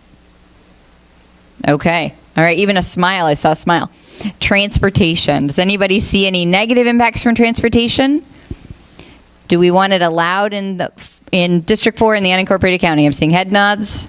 All right. No smiles, but some serious looks about this one. Okay, so the logistic license types, and now I'm going to make you nod one more time, or you can talk. Either way, I'm open. Should they be treated differently if they are serving a medical market than an adult market? They should be treated differently. Get this man a microphone, Brent. Oh, now I'm seeing a no on the comment. Okay, so do you think that maybe they should be treated differently? Do you see incentivizing medical service as opposed to adult? Do you see a problem if they serve both? So you don't see a problem if they serve both, but you see a value in incentivizing the medical market? Do you see the medical market as having more inherent value potentially than the adult use? Okay, so medicine is something that I'm like, I feel like I'm playing 20, like I Spy, or 20 questions. I have a 6-year-old, dude. I can do this all night, so that's fine. That's fine with me. Okay, I think we get it. So you don't necessarily see a problem with them serving the adult use, but you would like to see that incentivized, which actually reflects state law where they're taxing adult use at a higher rate than they are medical. Okay, I'm getting a head nod. All right. I like this guy. Keeps it simple. All right. So you have made it through the cannabis business section. I absolutely appreciated the input, even of those who didn't stick with us. And so now we're going to move on to the personal cannabis cultivation question. It is really interesting when we're talking about neighbors, and Mark's going to cover that. And obviously at the end, if you have any questions, we're happy to answer those. So thanks for your participation. Isn't she great?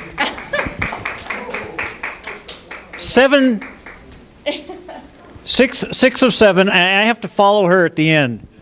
I think I'm on here. All right. So one thing that I forgot at the beginning that I usually tell people is what the timeline is for this project. So our goal is, I put up the timeline for our scheduled meetings that we've got going, and we've got then the commercial meetings that go through June. My goal is that we wrap up and gather all of the information by the 4th of July. So we're going to cut everything off by the 4th of July. We're going to then that will give us a month then to consolidate all of that data and put it into a report that we're going to take to the Board of Supervisors on August 8th. You're welcome to come and attend. I want you to come and participate. We're going to take it to, and the reason we're going to the Board of Supervisors by August 8th is the board set a deadline. Remember, they had us modify the existing ordinances and put in a sunset date for the end of this year, December 31st. So if on August 8th the board directs us to go and put together some new ordinances that allows some variety of these businesses to operate, that gives us time to do it, time to do the required environmental review that goes with it, and get it back to the board for adoption before the end of the year. So my goal is to get it back to the Board of Supervisors if they direct us to allow these businesses. So new ordinances to the board for final adoption by the last meeting in November or the first meeting in December. So that's kind of our schedule to work through this entire process. So I wanted to provide that timeline to you.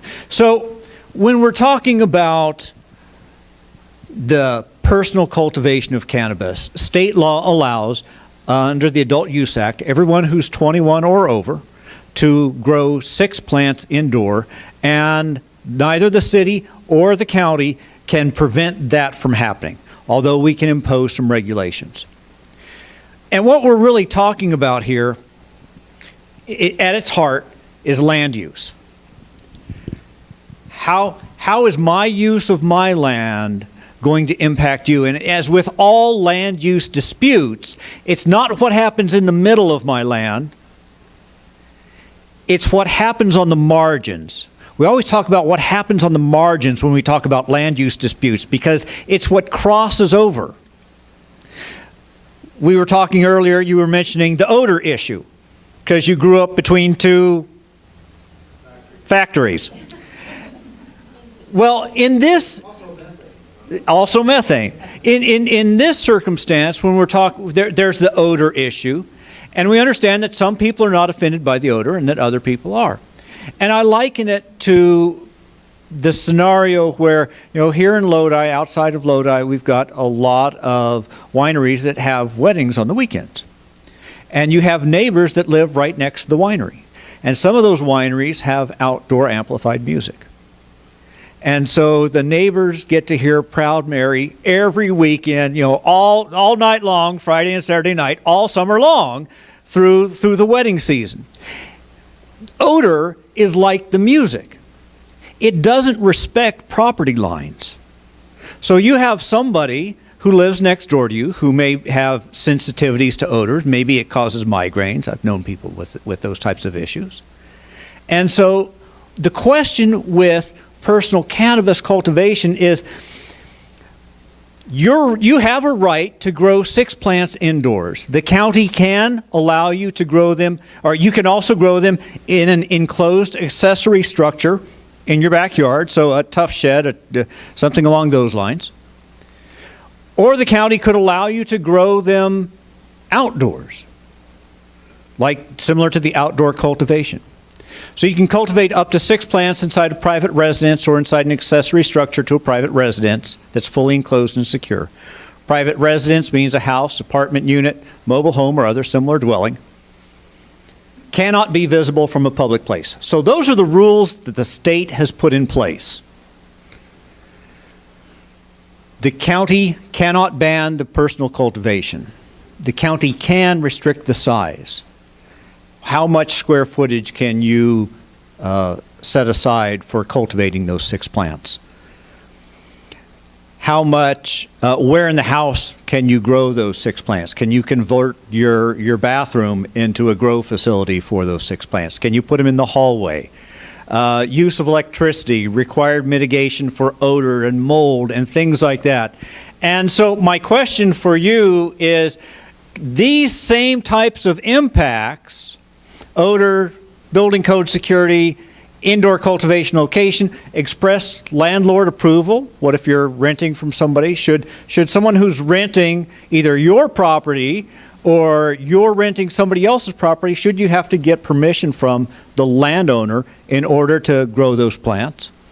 Should there be permits and fees? Somebody told us last night that there should be a patch fee that you should charge these people who want to grow their 6 plants.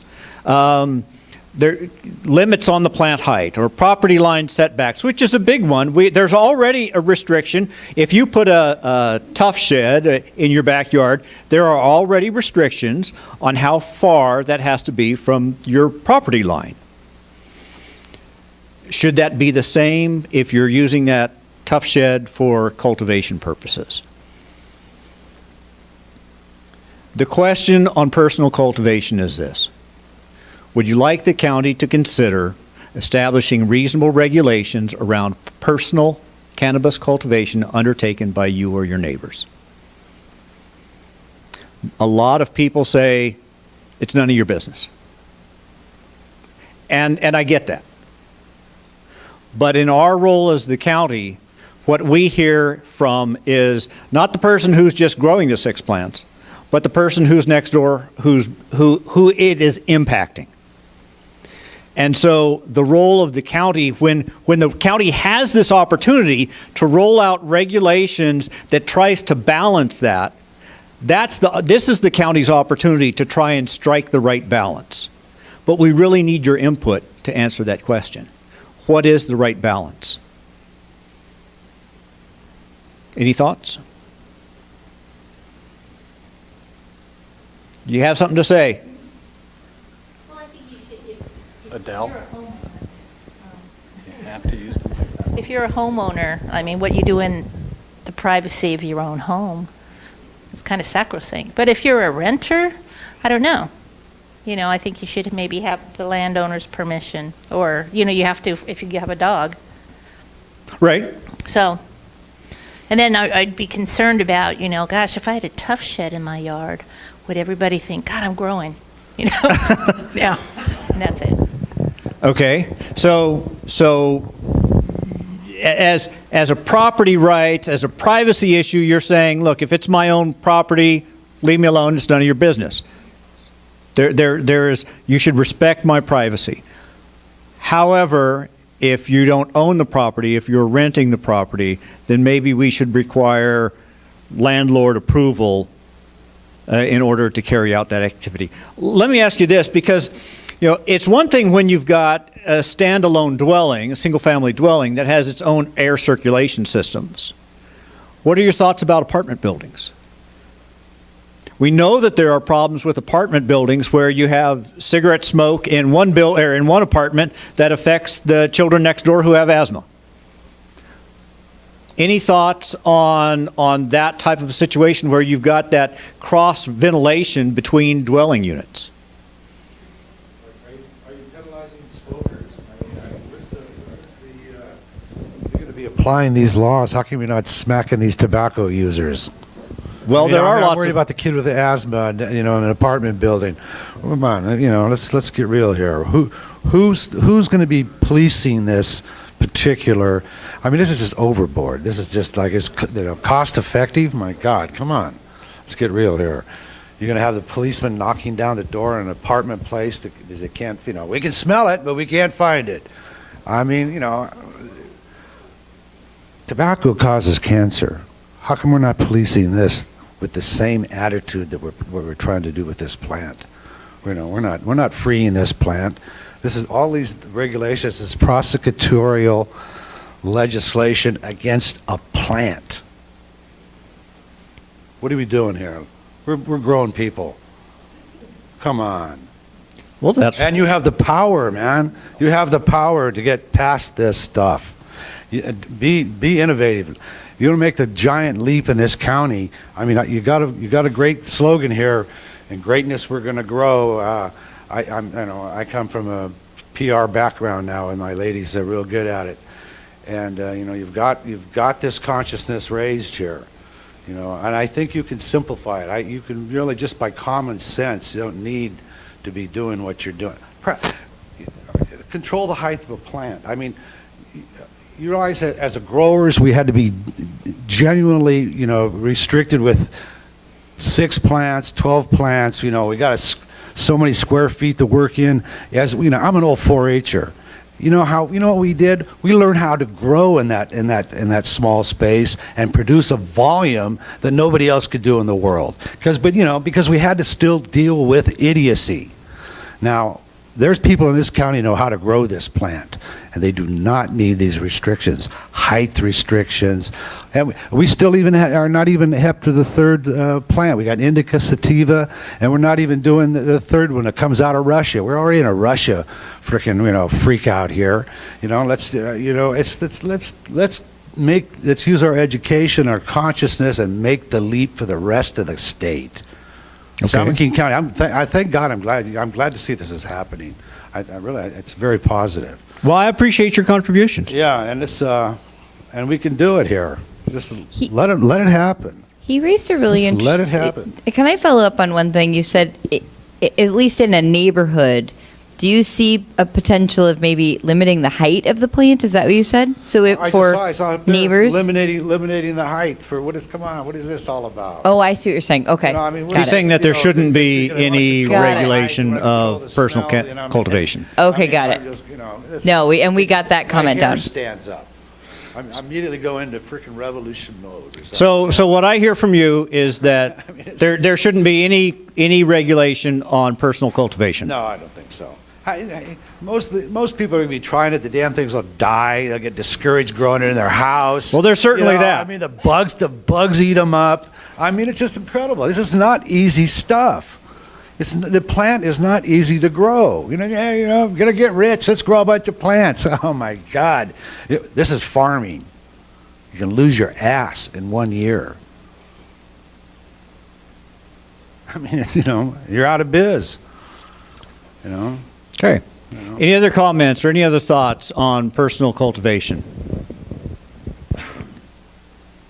Okay. There are comment forms on the back if you have additional thoughts. There's our website, sjccannabis.org. There's a survey there that you can fill out. There are cards in the back if you want to email us. They have the email address, cannabis@sjgov.org. So we really do appreciate you coming out. We appreciate your participation. We're going to take all this, we're going to compile it, and we're going to take it to the Board of Supervisors. I hope you come out on August 8th and join us in that. Thanks. Thank you so much.